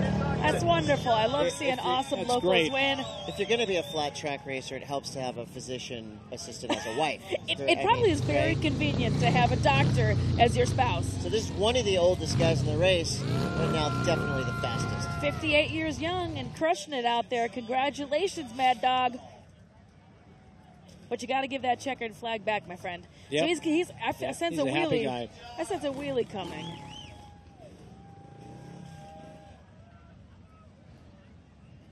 We'll be right back with more exciting action, including the Dash for Cash with the top winners of the heat races, going for all the gold in just a few moments. Don't go away.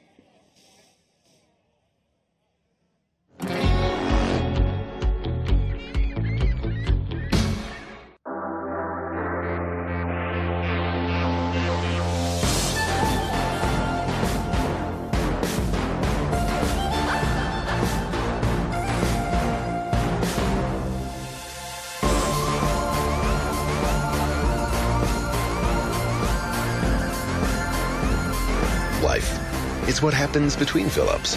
So top-tier certified quality fuel from Valero keeps your engine running cleaner, better, and longer.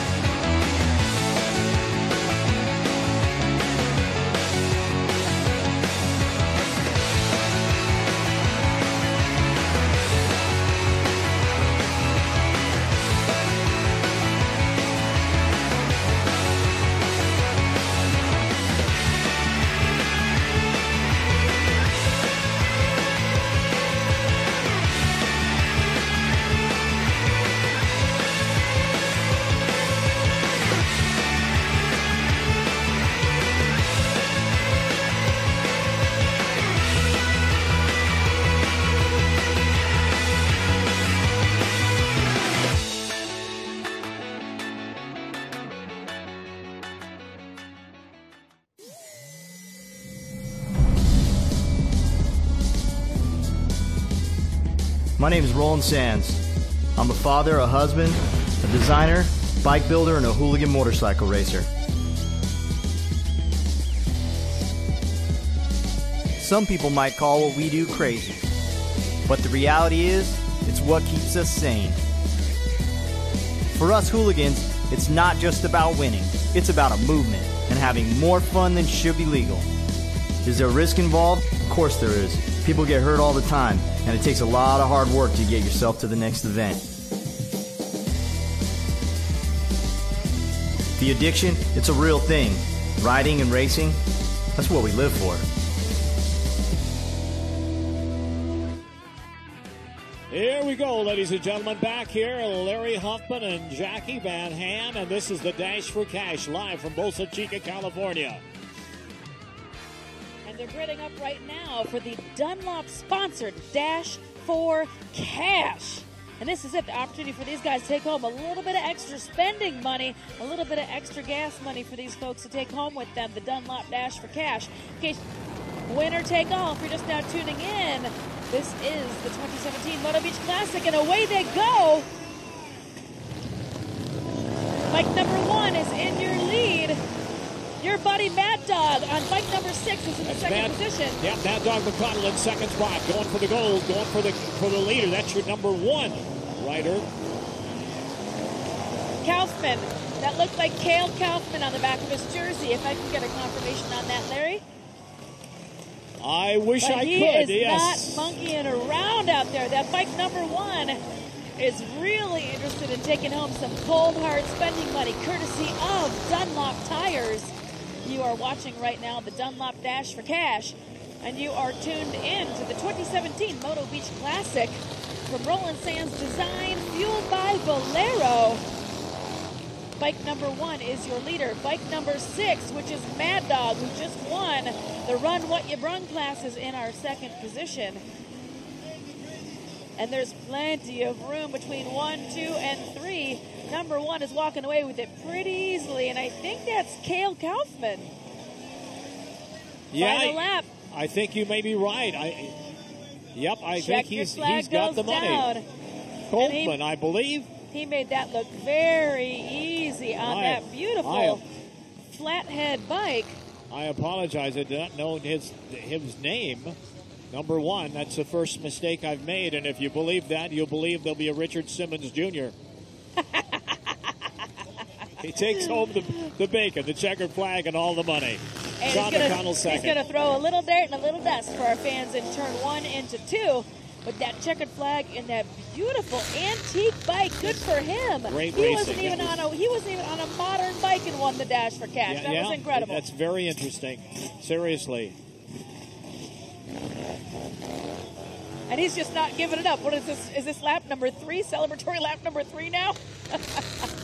He's not done. He's not done partying. He's having happy. a good time. The happy boy. Oh, that's cool. That's really good. Again, That's an Indian. That's an old Indian, Jack. That is. That blows me away. Look at that. Look at that. That's got to be at least That's 50 years old. That's a hand shift Indian. More than that, actually. Is that a hand shift? Yep. My God. Yeah, that's a hand shift bike as well. That dates back to the 30s or early 40s. That's incredible. Look at him doubling down. That was not only not a modern bike, that was a hand shift bike, and he just took home a handful of cash, courtesy of our friends at Dunlop Tire.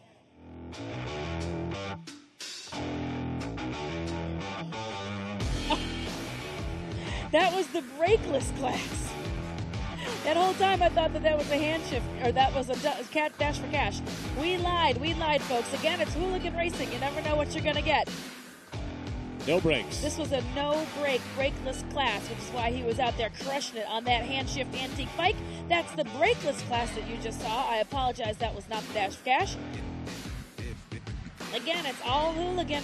They want to change grids. They want to mix it up. They want to put different bikes out there. We just got to play along with it. Right, Larry? They did. And it was still a good race. But he was smooth. Incredible racing on that hand shift bike. That was absolutely bonkers. Super smooth, throwing up that dust on that celebratory lap for us. That was incredible. Roland Sands Designs bringing you this incredible Moto Beach Classic here today at Bolsa Chica, right on the border between Seal Beach and Huntington Beach. Bolsa Chica State Beach. A lot of people said this will never happen. You can't put a race on like this. And my God, Roland did. Expect the unexpected, I suppose, out of this camp over here. And again, a big thanks to the Roland Sands Design team and all of his people, because they absolutely knocked it out of the park. Look at this beautiful event. Yep. And Look that's the at sand all right that there on the incredible beach. footage. We've got a concert going on. We've got vendors. We've got food. We've got drink. We've got racing. We've had surfing. We've had drag racing. Across the road, we saw a moment ago, that's the wetlands of Bolsa Chica, just across the street. The state park. There it is, right there, The preserved wetlands over there. Right, look at that across the street. Look at the people on the all those street. folks trying to get in. PCH, Highway 1, right out there. Jody Nelson is our producer. She's done an incredible job of making this thing all come together today. She has not slept for I don't know how long. She got up, I think she got to bed at, Jody was telling me, I think she got to bed at like 4 o'clock, was up at 5:30, giving us as much information as she could. And it's really helps. We're absolutely right. This is entirely a passion-driven project for everybody here. They pulled together the best of the best, the cream of the crop for this event. Everybody that's absolutely moto nerds, moto family, absolutely passionate about everything out here on two wheels. And that is the 2017 Moto Beach Classic from Roland Sands Design, and you are watching the Super Hooligan Race Finals. Super Hooligan Race is presented by Roland Sands Design and Indian Motorcycle. This is the 10th stop of the 2017 race series. This is it. This is the final. This is the big kahuna. The winner of this series tonight, who, by the way, first and second place, Larry Huffman, are only separated by 1 point, and the number one winner, the grand prize winner for tonight, is going to take home a brand new $47,000 FTR 750. Coming up now is the winners of the heats in the Super Hooligan class. I think what 6 heats, 4 heats. There they are right there. So you've got six riders, and they're going for the Dash for Cash. Again, I believe this is winner take all. The Dash for Cash winner take all. Do we have a confirmation this is the Dunlop Dash for Cash? Excellent. Well, welcome to the Super Hooligan Finals. This is the excellent Dunlop Dash for Cash. $1,000 is on the line. Winner take all. This is the winners from the first 6 heats of the Super Hooligans. These folks are going to be banging bars trying to take home that $1,000. Fistful of cash courtesy of Dunlop Tires, and away they go. Bike 86 looks like it was your leader. It is 86. That's the gentleman who's racing from Rusty Butcher. McDonald, I think is his last name, 86. Right behind him is 62. That's DeBrino. DeBrino is hot on his tail. This is the Dunlop Dash for Cash that you are watching right now. The top 6 finishers of the first 6 heats are dashing for that $1,000 of cash, courtesy of Dunlop Tire. 86 is your race number 1. They are here on behalf of Rusty Butcher Race Team. Hot on his rear tire is DeBrino. DeBrino is out there absolutely looking to make a pass during this excellent race. Smooth riding, though, being put in by McDonald.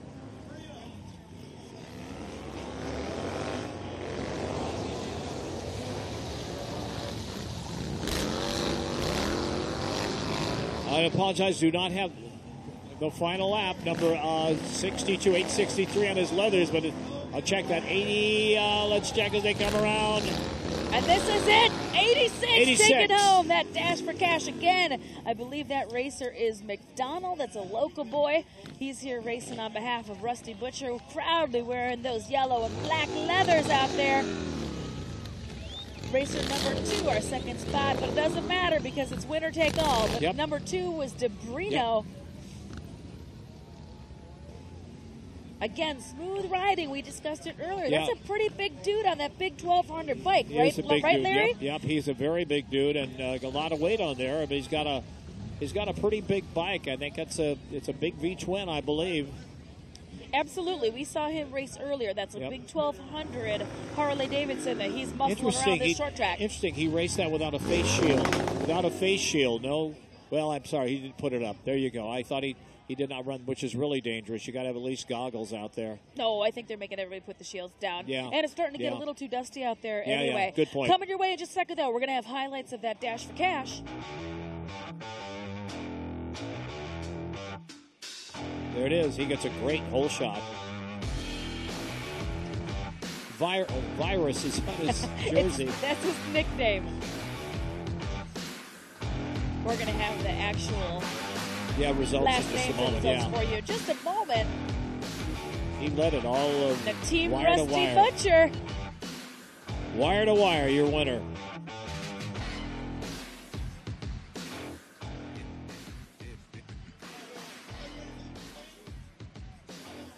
Well, the sun's starting to go down a little bit in the west here, and we're still got a lot of racing going on for this Roland Sands Indian sponsored event, the Moto Beach Classic here at Bolsa Chica State Beach. Absolutely. If you're just now tuning in, you are watching the 2017 Moto Beach Classic presented by Roland Sands Design. This incredible live feed is brought to you, fueled by Valero. And I believe we're going to head over to the track and try to track down, no pun intended, we're going to track down our trackside reporter, Mr. Greg Tomlinson. GT, are you down there trackside? We're trying to find him, but he's a super busy dude down there helping these grids get in and out and keep this race program on track and running smooth. Guys. It's been an excellent race event so far all day long what's today. what's No big interesting- mishaps going on, Larry. What's interesting, I think, Jackie, is the different types of people here. Little kids, 2, 3 years old, all the way up to people 70s and 80s, and a lot of people, younger people too. Here, it's a very interesting crowd. Well, I love that they've reached out, and you're right. This type of racing brings everybody. This is a it family does. event. It does. It really does. There's a lot of dads racing, and speaking of dads racing, our favorite dad racer, GT Tomlinson, is trackside. What's going on down there, GT? Hey, thanks, Jackie. Now I'm with Roland Sands, and Roland, this is your series, and this is the Grand Championship. Tell us about it. I couldn't think of a more fitting place to do it than my hometown. You know, I'm in Bolsa Chica here. This is where I've surfed my whole life. I grew up around this place, so bringing motorcycle racing to the beach and bringing all of these hooligans here to put on a show for everybody, I couldn't ask for a better day. Tell us about the bikes and the classes that run within the Super Hooligan. So there's a lot of different bikes. We got Indians, Harleys, Triumphs. We got BMWs, Indians, already said Indians, Ducatis, a little bit of everything, you know, and that's what makes it really cool. It's 750cc and over, street bikes. They have to be street bike chassis with flat track tires. So, I'm really excited today because we're going to give away a $50,000 FTR Indian Scout to the winner of the Super Hooligan Championship. There's only 1 point separating Brad Spencer and Joe Kopp. And so, how many races have been in the series this year? This will be the 10th race, so this is the finale. And tell us, where have you been? We've been all over the place. All over the place this year. We've been across the country. I mean, we've been up in Portland. We've been out in Dixie. We were in where the hell else were we? We were all over the place. I can't even remember right now. My brain's so fried. We went across the country. Okay, guys. So it's all on the line. And Roland, really quick, the A main, B main. B main is 6 laps. Is that just loser consolation, or will the winner of the B main top 2 go into the main? The winner of the B main goes to the A main. So there'll be 13 riders in the A main, 12 laps. All right, guys. So as we're stalling a minute because we have a couple transponders that have been checked out. So you just heard from Roland. And if you guys like what you see, we'll be here. I hope we'll be here next year. I do too. This has been sweet. So a day of surfing, drag racing, architects of inspiration, and it all culminates here in the Grand National Championship here at Roland Sands Super Hooligan Race, provided by Indian. We'll throw it back to you guys now. Thank you very much, GT. We'll be right back with more exciting action from the beach. Don't touch that remote.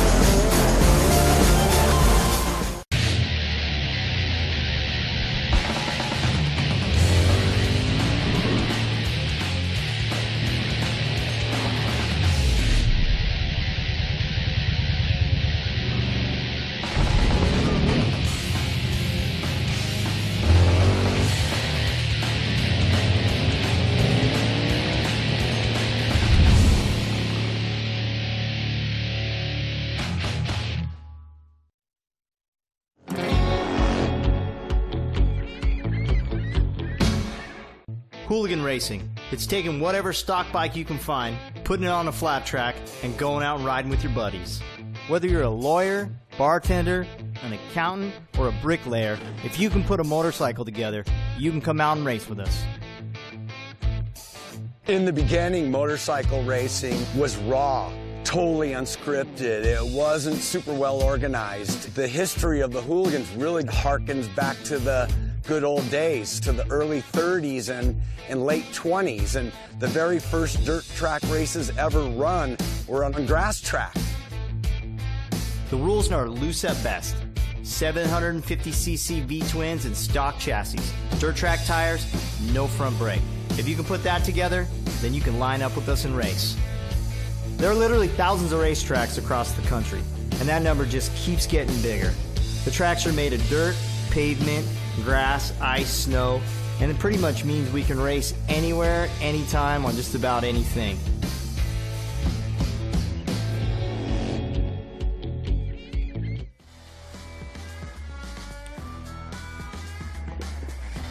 And welcome back to the 2017 Moto Beach Classic here live at Bolsa Chica here in California. An absolutely gorgeous and action-packed day. You are watching the live feed fueled by Valero, and you are getting ready to watch the Super Hooligan Finals presented by Roland Sands Design and Indian Motorcycle. A rider you never think about being on a BMW is Peter Fonda. I was at emceeing the LA International Motorcycle Show. This was 30 years ago. Peter Fonda shipped his BMW Boxer down from Montana and sold it at the show. And I said to him, I says, would you sign it? Meaning he'd sign the tank. And he said, I'll sign the pink slip. I said, no, sign the tank. And he sold that BMW Boxer, his own personal bike, at the show. You don't think of Fonda on a BMW. No, that's not the first thing I'd put together in my mind when I think about the Easy Rider. At another race, Del Mar, I was announcing the mile. I was interviewing him in front of a big crowd, and we were talking about Easy Rider, which was the epitome of motorcycle movies of that type. And I said, what do you think about when you think about shooting Easy Rider? And he says, I think about being in Texas at a rundown motel. We were filming, and I was in the bathtub taking a bath at night, smoking a joint, and the radio was on, and on came the subject about that Robert Kennedy had just been killed. This is 1968. And he said, we got the hell out of Texas that night. True story. Super heavy. Yeah. Oh, my goodness. Larry Huffman, the legendary Hall of Famer announcer Larry Huffman. You never have a shortage of amazing stories for us. I've had some good times, and I talked to him after we got off the stage, and I says, thanks, Peter, for talking to people. He said, Larry, these people buy tickets to my movies, and I thought that was so cool. He was very nice. Absolutely. I've heard really great stories about Peter Fonda like that, too, that he's a really, really nice, very gracious. Yeah, he's a very nice very guy. Gracious motorcycle enthusiast. Yep. Genuinely, in his own real life, he's a huge motorcycle fan. So if you're just now tuning in, you are watching the loading in and the grid action, and we are getting ready to head into our last couple our main races here at the 2017 Moto Beach Classic presented by Roland Sands Design and Indian Motorcycle. This is it, Larry. This is the big ball of wax, the grand enchilada, the grand finale. These guys are banging bars, hoping to take home that brand new 750 FTR motorcycle, the race machine that just won and swept the AFT American Flat Track Race Series. The winner of this race today is the winner of the series for tonight. Yeah, the winner of the series. Yeah, the winner of the series is going to take home that $47,000 brand new race Indian FTR. I think this is the Super Hooligan B main event. Is that right? Coming up right now? I believe that is the case. They're going to be doing a little bit of staging. You can see them on the opposite side of that Red Bull.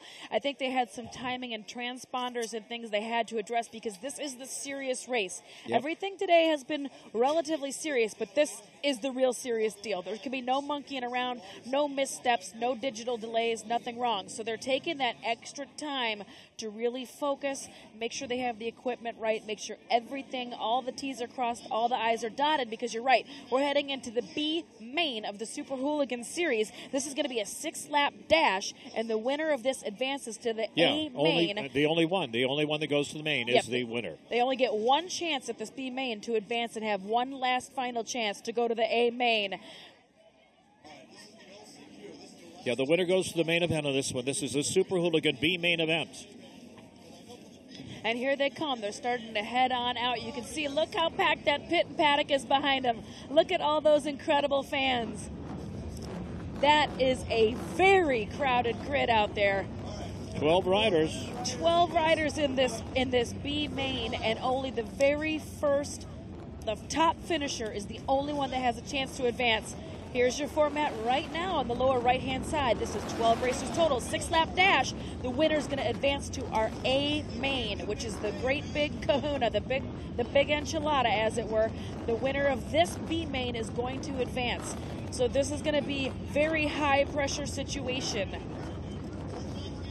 This is very fast. This is only 6 laps. You see a Yamaha on the grid. You see a lot of V-twin bikes out there. You see a scrambler on that second grid. That probably looks like our buddy back there, Frankie, that's been having a great day so far. That looks like that might be him back there. Frankie Garcia. And away they go in just one moment Everybody's lined up.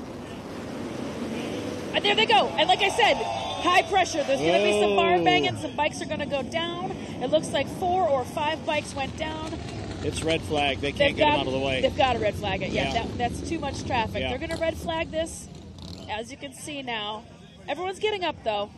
Well, they weren't going that fast when it happened. I mean, they were just, getting started, and that's what happened. You got 12 bikes out there. Every one of them wants to get that first place. They want to go to the main. That's 12 bikes fighting for one tiny little piece of real estate to get that hole shot, to get that first chance to go turn 1 into 2. Absolutely. And so they're absolutely going to be a little bit of smash derby. I already anticipated that was going to be the case, and this is really, really high pressure out there. But it looks like everybody's okay. Everybody's getting back up. All the bikes are going to get pushed off the track. They're going to get a chance to re-grid, and they might have to do a little bit of track maintenance because it looks like there might be some divots and some little dips out there. So we might have a moment here. There we go, the little playback.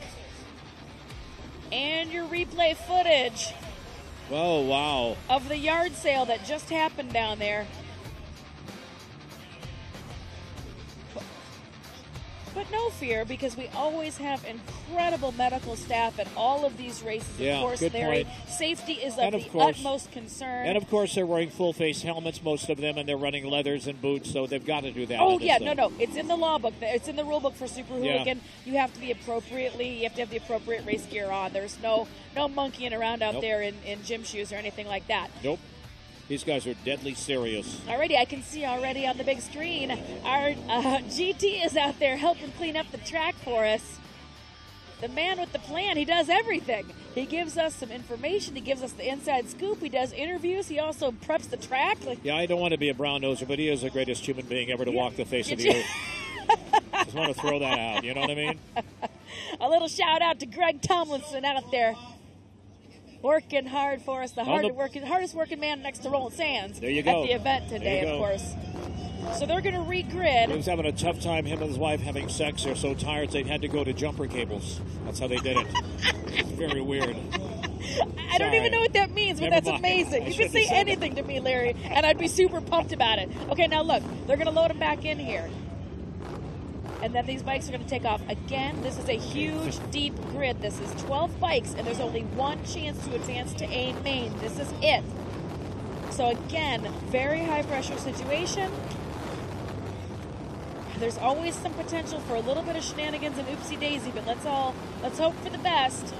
Someone's 51. Got their hand up, so somebody's got a problem on the track. 51 on the pole. I do not have a name on him. 83 in second, then 110. That might be a Cordado brother with that suicide machine. That may be, yeah, that may be. With that suicide machine jersey on, that might be one of the Cordado brothers. All right, everyone's loaded in. That's it. And away they go. It's like a clean start. Oh.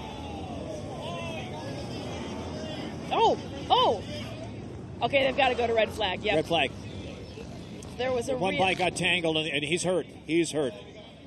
That's not good at all. And these two bikes coming out of 2 are still literally tangled up. Their bars were hooked up together, and they were getting dragged along together. Again, very, very, very close, very high intensity racing going on right now.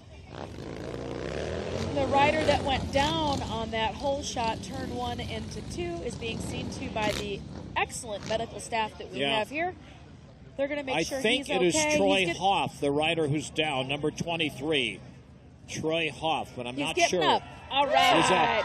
Renski, that's 33, Renski. There you go. And the crowd goes wild. That's a Super Hooligan and a flat track tradition. If somebody crashes when they get up, you cheer for them, give them some support, give them some interesting. love. The 33 bike, the rider that went down, is from Australia. Rennie Skaesborough from Sydney, Australia, on a Yamaha 950.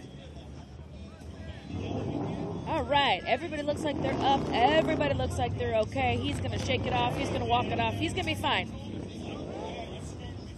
But again, we're going to re-grid for this B main. Oh. Teamwork makes the dream work out there. Look at that. Helping him out with his goggles. That's how we do here at Super Hooligan. It's all Moto family. We're all friends. We're all family here. Except when that checkered flag drops. On the pole. Smack talking stops, Larry. One Chad, that's Chad Gomer of Long Beach on a Harley Davidson, the number 23, right next to me. 23. Let's check. We got a number on 23, a name. I don't think we do.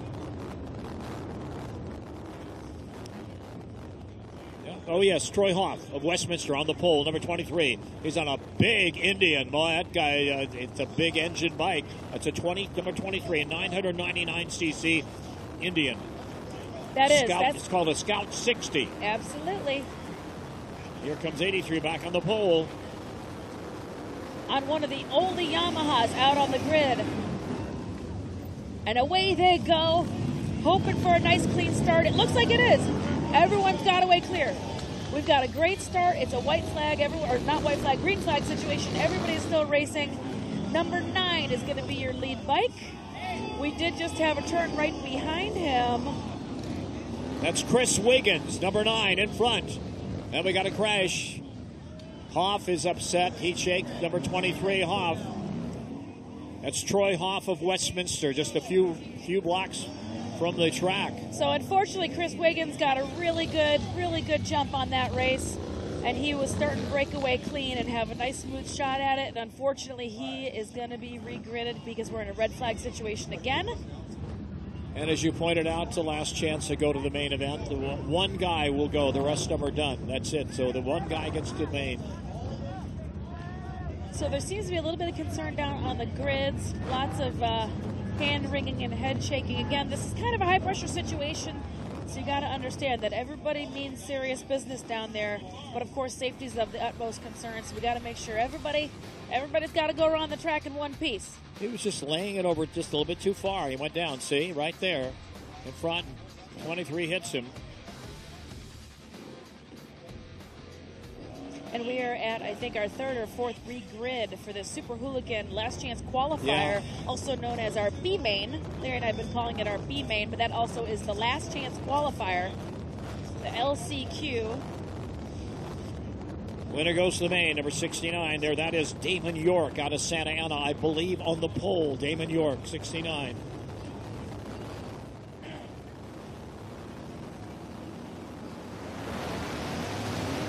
And away they go, and it looks like another hopefully clean start for this third red restart. Another crash, 1 into 2. It looked like they just dropped a bike, so hopefully they can get that out of the way and we can continue racing. Rennie Skaesborough, number 33, out of Australia. Perfect. No, 23. I'd stand corrected. 23. Coffee is in your position 1. Yep. Bike number 30, 83 It's Troy is Hoff. bike number Troy 2. Hoff in front, 23. Troy Hoffman is our leader. Final lap. There we go. Check it down. Our leader for the last lap was that Troy Hoffman. Yep. Number 23 out of Westminster. So it looks like Troy Hoffman is going to take this checkered flag. Yep. He even was looking behind him. There we go. Good man. Troy Hoffman is going to He's advance. a stunt rider, professional stunt rider. Kind of interesting.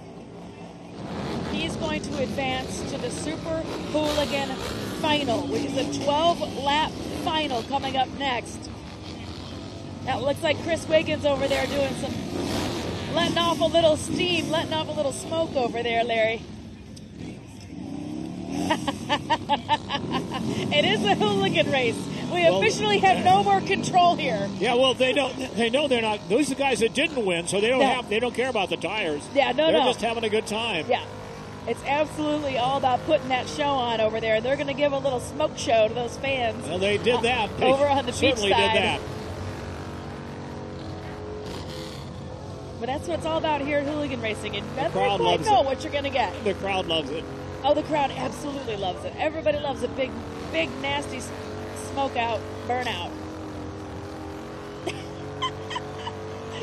He's got plenty of fans over there. I think he's trying to shred that tire. It's what happens when first cousins intermarry. That's okay. I think it's awesome that they're out there having a great time, having fun, giving a show to this crowd out here. You know, it's been an exciting day. We're heading into the Super Hooligan Final. The final. You know, it's time to rock out and just. The crowd loves it. The crowd is going bonkers. Through the mud, the blood, and the beer. Everybody, yeah, just a great time out here. Again, the sun's starting to go down, and we still got racing to go, and we'll have the opening, the closing ceremonies that have been and give away that Indian bike.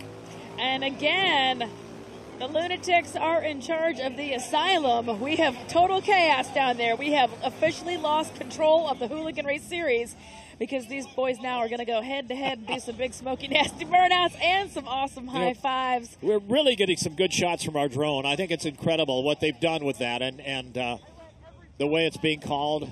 Absolutely. All this incredible footage, all this incredible feed, of course, is fueled by Valero. So thanks to the folks at Valero. Thank you, Jackie. Good point. We appreciate you for stepping up and making all this awesome footage and live stream happen to everybody out there Jackie Van Ham that's watching. Jackie Van Ham and Larry Hope on the microphone. We'll have Chris Cote back in a little bit when we wrap things up.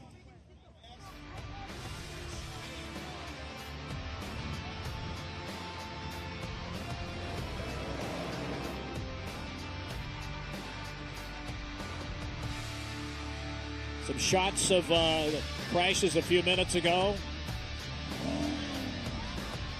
Absolutely. A big, huge grid, a last chance qualifier is a recipe for bikes going down. It's definitely a recipe for getting tangled up in a little bit of banging bars out there for sure.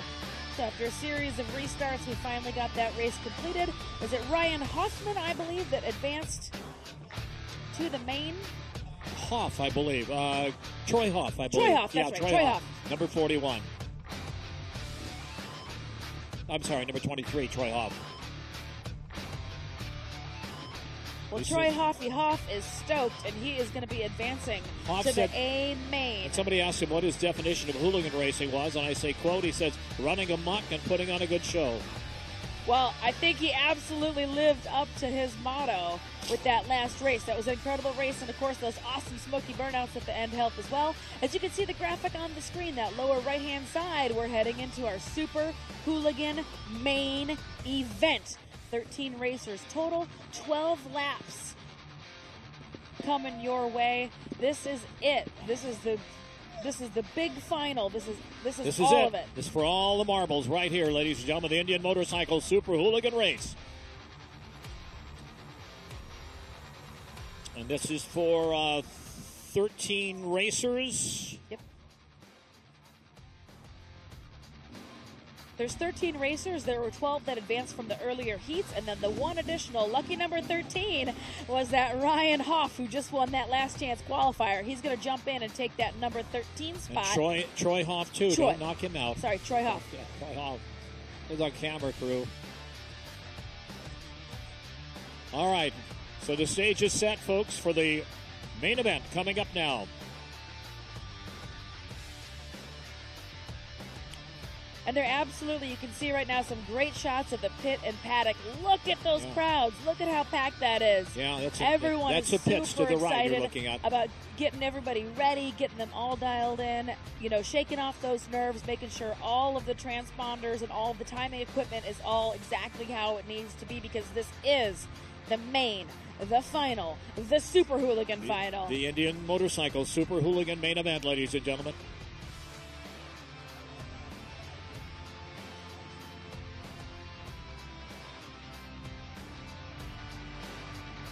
So Joe Kopp absolutely at the top of the rankings here at the Super Hooligan final. Joe Kopp out there, AMA Pro. Joe Kopp is one of the only folks out here that is not on a V-twin. He's campaigning a Triumph motorcycle for this series. He raced last weekend at Paris and had a heartbreaking DNF. He had some qualifying problems. He broke a lever or a clutch. Something went wrong. He went from the pole position to number 12, so he really means it this weekend. Brad Spencer is in number 2. They are separated by literally 1 point. Yeah, Larry. That's right. You're right. 1 point. 1 point is all that separates them because Joe had such a hard time last week at Paris. Why do you race? He's to try to kick Joe Kopp's ass. That's it. Saying it like it is, folks. I think that's wonderful, but you're absolutely going to watch these two gentlemen in particular. Keep your eyes peeled because it's going to be real deep and hot and heavy. And here's what the rest of the grid looks like. Okay, Johnny Murphy, Brad Spencer, James Monaco, Jordan Baber, Jason Clements, Joe Kopp, and Joey Robinson. That's just part of it. Then the rest of them. Andy DeBrino, Rob Bush, Frankie Garcia, who's hotter than he's hot tonight. Mikey Hill also looking very good, and Chris McDougall and Troy Hoff, who we just saw win. He won the qualifier, the last chance qualifier to make it this race and make it to the main. Troy Hoff, absolutely our lucky number 13. And you nailed it. Frankie Garcia, hotter than Georgia asphalt today. He absolutely is. Just crushing the racing program here on that Ducati Scrambler. He's had a fantastic day. Again, keep your eyes peeled because Joe Kopp is absolutely at the top of the heap, followed by Spencer. Those two gentlemen are number 1 and number 2, and they are the main top contenders to take home that brand new Indian Motorcycle 750 FTR flat track racer. That incredible machine is a race-specific machine. It is the bike that just won the entire American Flat Track Race Series with Jared Mays on board just last weekend in Paris, California. So the winner of the Super Hooligan Race Series is going to take home that incredible grand prize, that $47,000 Indian Race Machine 750 FTR. What do you think about that, Larry? Well, I think it's interesting because there are 3 Ducatis in this race. I was just looking. Frankie Garcia from Gonzales, California, Ducati 800 Scrambler. Then also Aaron Klink of Costa Mesa. He's on a 1200 Multistrada Ducati. And then Adam Warhead from Corona del Mar is on a 798cc Ducati Scrambler. So three Ducatis in this. The rest of them are Harleys and Indians, a Buell, Triumphs. And let's just take another look here. That's about it. That's what you've got, the lineup. You're absolutely correct. That's what the grid should be looking like coming up here in just a few minutes. That is what the grid looks like coming up here in just a few minutes. Yep. Very Indian motorcycle heavy, Harley Davidson Here heavy, they come. and then those really, really awesome, it's neat to see that Triumph. It's neat to see those Ducatis come out here and dice it up with those great big V-twin bikes. I want to see where they put Kopp because he is so fast. I want to see if they're putting him on the pole. And it's going to be interesting. Watch the lineup now, ladies and gentlemen. This is the main event. The Indian Motorcycle Super Hooligan main event. There's Kopp in the middle. Looks like he's going to be in the middle of the front row. That's what he's drawn. Number 3, Kopp. Coming in outside. Number 214.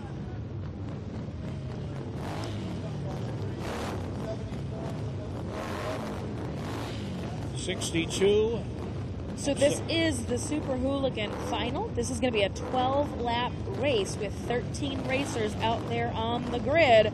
So again, this is the whole great big for all the marbles, as you like to say, Larry. Yeah, this is for all the marbles, this one. This is a great big grid. This is a very fast, very short track. It's starting to get a little slippery with all that dust out there. And this is for all the marbles. So this is a very high-pressure situation. Joe Kopp right in the center on that number 3 bike, that number 3 Triumph. That could be a problem because he's right on the middle. It's going to be riders on both sides of him, and then they're going to all just swarm into that first turn. Watch this start. It's going to be very important. And away they go. Coming from the outside. Excellent outside hole shot move from, again, that Rusty Butcher racer. Kopp running in second spot. Kopp going wide. Kopp dropping back. Kopp is dropping back to, I want to say 4th. Whoa! Yellow Whoa, flag. look out! That's dangerous. A mechanic went out on the track to get that bike out of the way, and you got 214 out in front. And we're in a yellow flag situation. We had a bike break down. So something went wrong. They're getting that bike off the track, and they need to go green or regrid. Let's see what's going on down there. Frankie Garcia. Frankie Garcia. Frankie Garcia is in front of Mikey Hill, that Rusty Butcher racer. Frankie Garcia, number 1. Mikey Hill, number 2. Number 3, I believe, looks like Andy DeBrino back there. Garcia takes the lead. Garcia goes in front. And where's Joe Kopp? Garcia is flying around this track. Well, Frankie Garcia is just unstoppable today. Unbelievable racing going on. And where is Joe Kopp?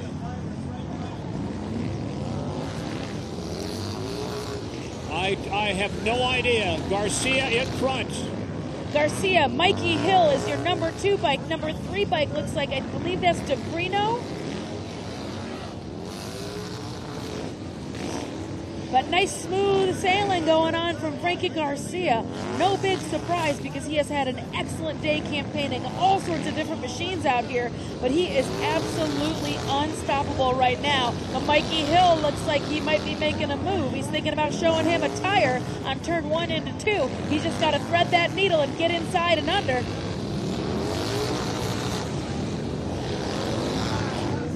Final lap, final lap. Frankie Garcia, race is number 1. Number 2, Mikey Hill from the Rusty Butcher team. Oh, Mikey Hill might be making a move. Checkered flag, Frankie Garcia. Garcia, he is a happy camper. That boy is excited. Outstanding, outstanding day. And again, I don't know quite what happened downfield with Joe Kopp. I don't know what happened with our 2 points leaders. So now it's anybody's guess. But look at that. His team is coming out. The Rusty Butcher team is coming out.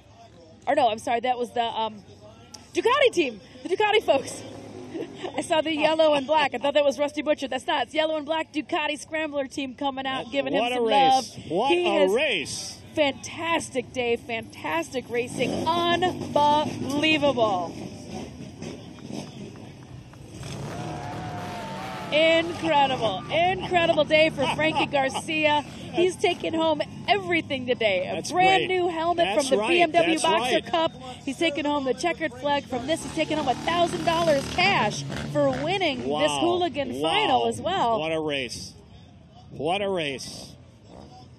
A heck of a good job, and I am now super impressed with that Ducati Scrambler, Larry. Yeah, it's a great motorcycle, but it is an upset. You had 3 Ducatis, the rest some Harleys, Triumphs, Indians. Well, he's outsized. That's an 800cc bike versus a 999. You don't need the horsepower in this smaller track. No, that's the key. It comes down to rider skill and controlling the bike, and that's exactly what Garcia did. Unbelievable racing. Everybody coming out to congratulate him.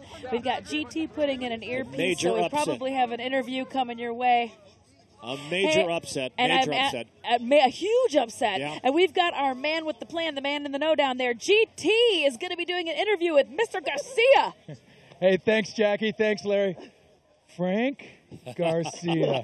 You came out of mothballs for this one. Oh, man. You know, I grew up doing this, and one of my best friend Nathan's came to me and said, hey, take my bike, build me a Hooligan bike. And I said, you know what, all right, let's do this. It'll be fun. Got kind of serious, and we were building this thing last night at 8 o'clock. I mean, this bike was finished at 8 o'clock last night. This was just awesome. You know, I grew up, my mom and dad are here. I grew up racing this. I built the bike with my best friends, and all my friends are here. Like, what can I say, man? It's a dream come true. You're kind of a spoiler. You know that this was the Super Hooligan final, and you just took it. You know what? I didn't expect that at all. I came here to have fun. You know, Roland put on this event, which I cannot thank him enough because this is the shit that I live for. Can I say that? Sorry. I live for this. I live for this stuff. You know, this is great. The drag races, all the people. We're on the beach. I mean, does it get better than this? I don't think so.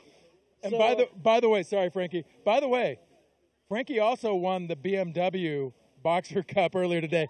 So you went 2 for 2 today. Let's hear it for Frankie Garcia. Any final thoughts? You know what? I just want to thank everyone that put this event together. Ducati, Hooligans, everyone that made it possible. My dad. I was gone. I was in England a week ago, and I came back, and my dad worked on this while I was gone, like just to get it finished. And so my dad, my mom, like everybody, man, this is just great. I'm having a great time. This is the best day ever. You won yourself an Indian motorcycle. I don't think I did. You didn't? I thought this. Oh, does the champion get the Indian? Who ended up with that thing? I'd like to know that. Who wins that bike? Roland, who gets the Indian? Does the winner of the race get the Indian, or does the series champ get the Indian? Yeah. Okay, yeah. So points winner Joe Kopp gets the Indian. Yep. Congratulations, Frankie. Thank you so much. All right, guys. Larry, Jackie, Chris, if you're around, back to you. Is he on? I don't think well, he's on. An absolutely spectacular race. The Super Hooligan finals that you just saw. Frankie Garcia, oh my goodness, he came here and he was not messing around today. He came here and brought the heavy. He not only won our Boxer Cup event presented by BMW earlier in the day, he won the Super Hooligan final. He was not in the running in order to take home that beautiful 750 Indian motorcycle FTR. However, he's taken home a fistful of $1,000 cash.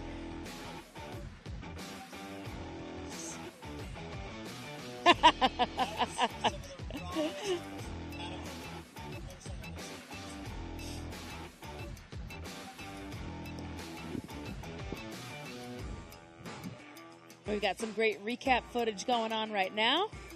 To look back at this main event, the Super Indian Super Hooligan, and the happiest man in Southern California right now is Frankie Garcia. And historically speaking, you are talking about the Ducati bike, that being a surprise winner for you. Oh God, yeah, absolutely. I'm absolutely shocked by it. I really was expecting one of the V-twin bikes to be a little bit further in front, but again, sometimes it's not about the bike. Sometimes it's about the pilot. It's about the rider, and Frankie has had a fantastic day out here. And Larry, you had also mentioned right after that race, it wasn't about necessarily the speed that took the win. It was the control. It was the smoothness of the ride. And it was the cadence that was set. It seems like Frankie got into that early lead and just set that pace and kept going. Same speed, same smooth line. Really had no challengers through that entire race. No, absolutely. It's about the smoothness. It's about staying consistent. It's about not making mistakes. Unfortunately, it just really does come down to that. You know, the grids are so huge. They're so deep. There's so much talent out there that sometimes it's just the guy that doesn't make any mistakes today. And today was Frankie's day to not make any mistakes out here. So very well put. He did not make any mistakes today. We're going to take a quick commercial break, and when we come back, we will be giving out the Indian. Will be giving out the grand prize, the winner of the whole Super Hooligan racing season. Do not go anywhere. More action to come. We are live from Bolsa Chica. This is the 2017 Moto Beach Classic.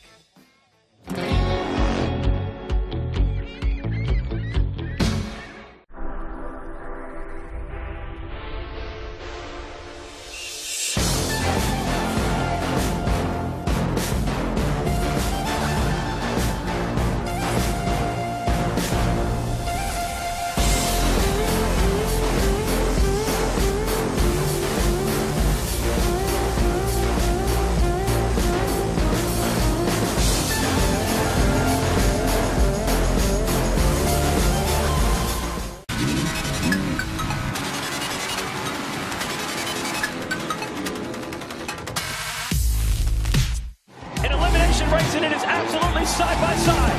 The crowd going crazy, and just how it's going.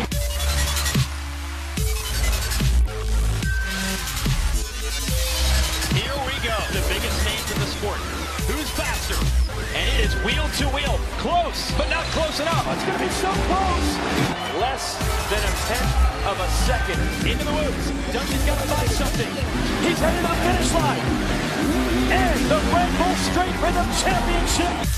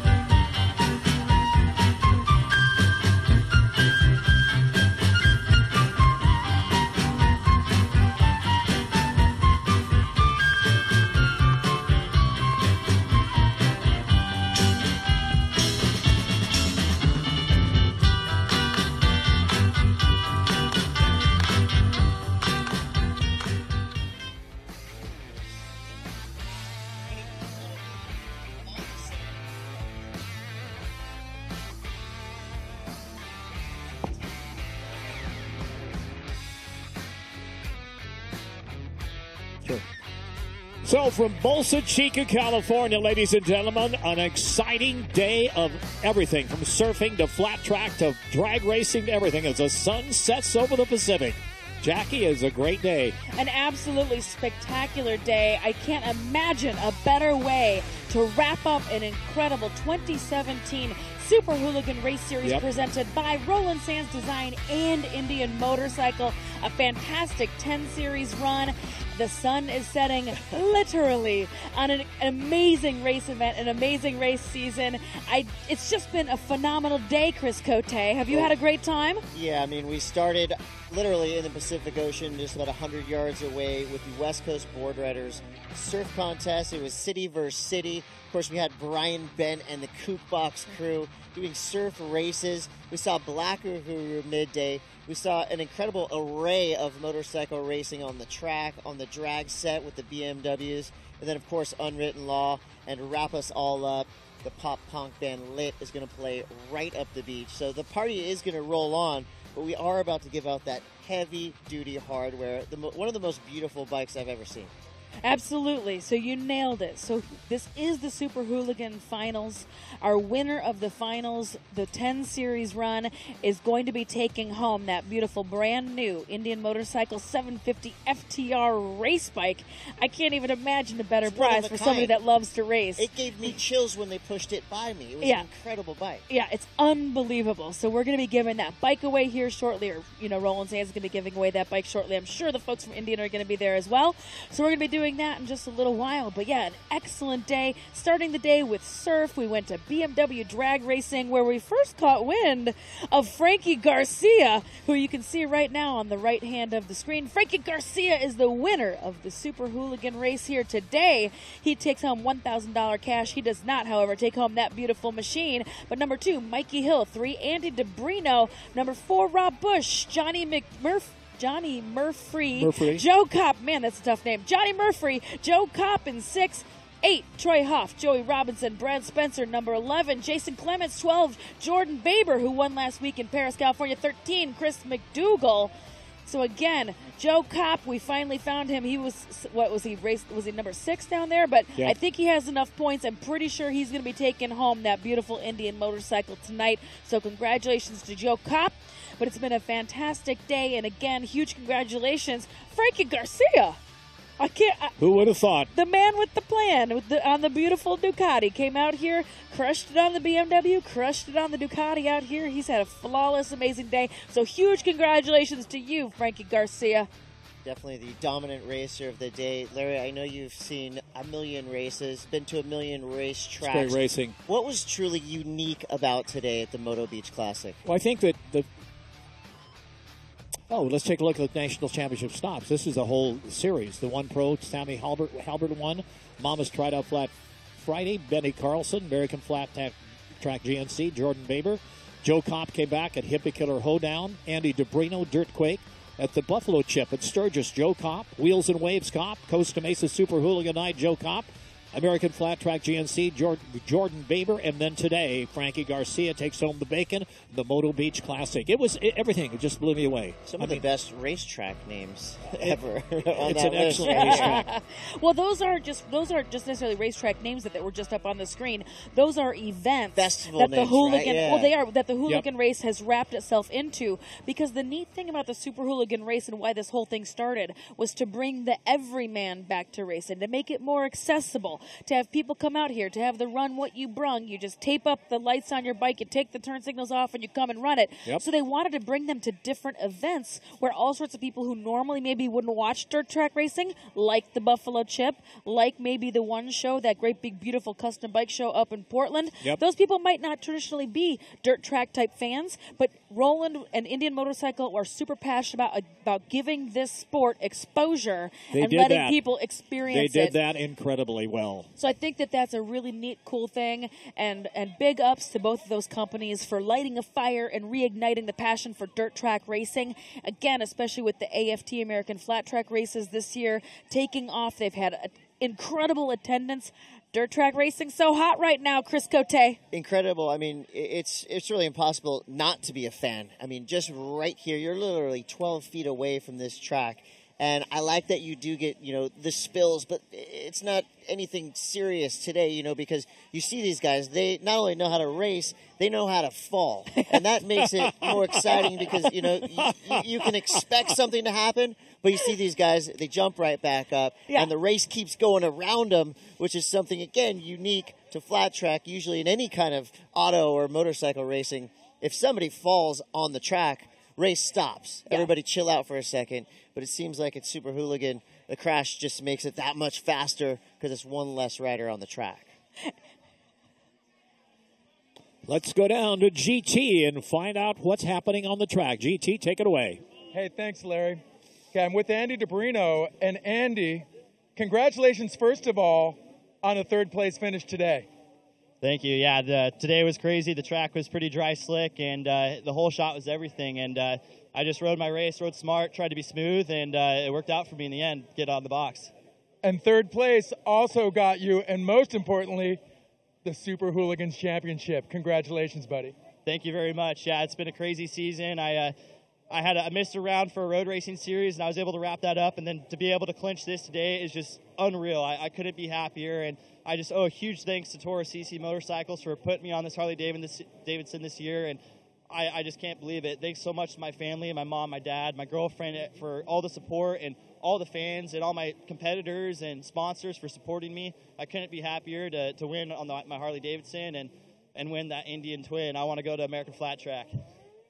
Now you also race road race as well as flat track. How do they compare? They're pretty similar. I think that the throttle control that I learned from this helps me on my road race bike. And, I race a 1,000cc bike. I've done Moto America, and it's a lot of fun. There's a reason why, guys like Kenny Roberts did so well after flat track, and a lot crosses over. Okay, so you won that Indian. You're going to build that thing and run it next year? We'll see. I got a lot to think about, but all I know is I want to do American Flat Track and the Twins, and now I want a bike, and we'll just, see what shakes out here in the off season. Congratulations, Andy. Any final thoughts? Just thanks to Roland Sands for putting on this amazing series and all the sponsors for everything they've done. And I got to give it thanks to Harley Davidson, Portland Harley Davidson, CC Motorcycles, Fox, Alpine Stars, Bell Helmets, Ride 100%, ASV Levers, Maxima, and EDR Performance and K-Tech Suspension. Thank you. Congratulations to Andy DeBrino, our Roland Sands Super Hooligan Series champion. Came third today, but most importantly, won the national title. Congratulations, buddy. We'll throw it back to you guys. Very happy young man, Jackie. Absolutely unbelievable. Joe Kopp, by taking those big steps back and unfortunately having that mishap last week, put him out of the running for it. Huge congratulations to Andy DeBrino. I didn't even know he was in the hunt, but he's taken home that incredible FTR 750 Indian motorcycle that you see right in front of you on the main screen. Hi, Roland Sands, blocking our view for a second. But that beautiful 750 bike, and I think that was incredible that Andy has a background in road racing. He just casually dropped that he's interested in going to go race Twins next season in AFT, which is American Flat Track Race Series, Pro Dirt Racing Series. He looks pretty comfy on that bike. A very happy young man. I'm really, really curious to see what he does with it. I think that is just incredibly fascinating that he's kind of thinking about racing Twins and then wins this $47,000 crusher incredible flat track bike. Young Mr. Garcia congratulating him there. That's very unbelievable. Cool. Very cool. Well, after an incredible day of racing, surfing, art, music, and motorcycles here at the 2017 first and annual, please, annual. We want this every year.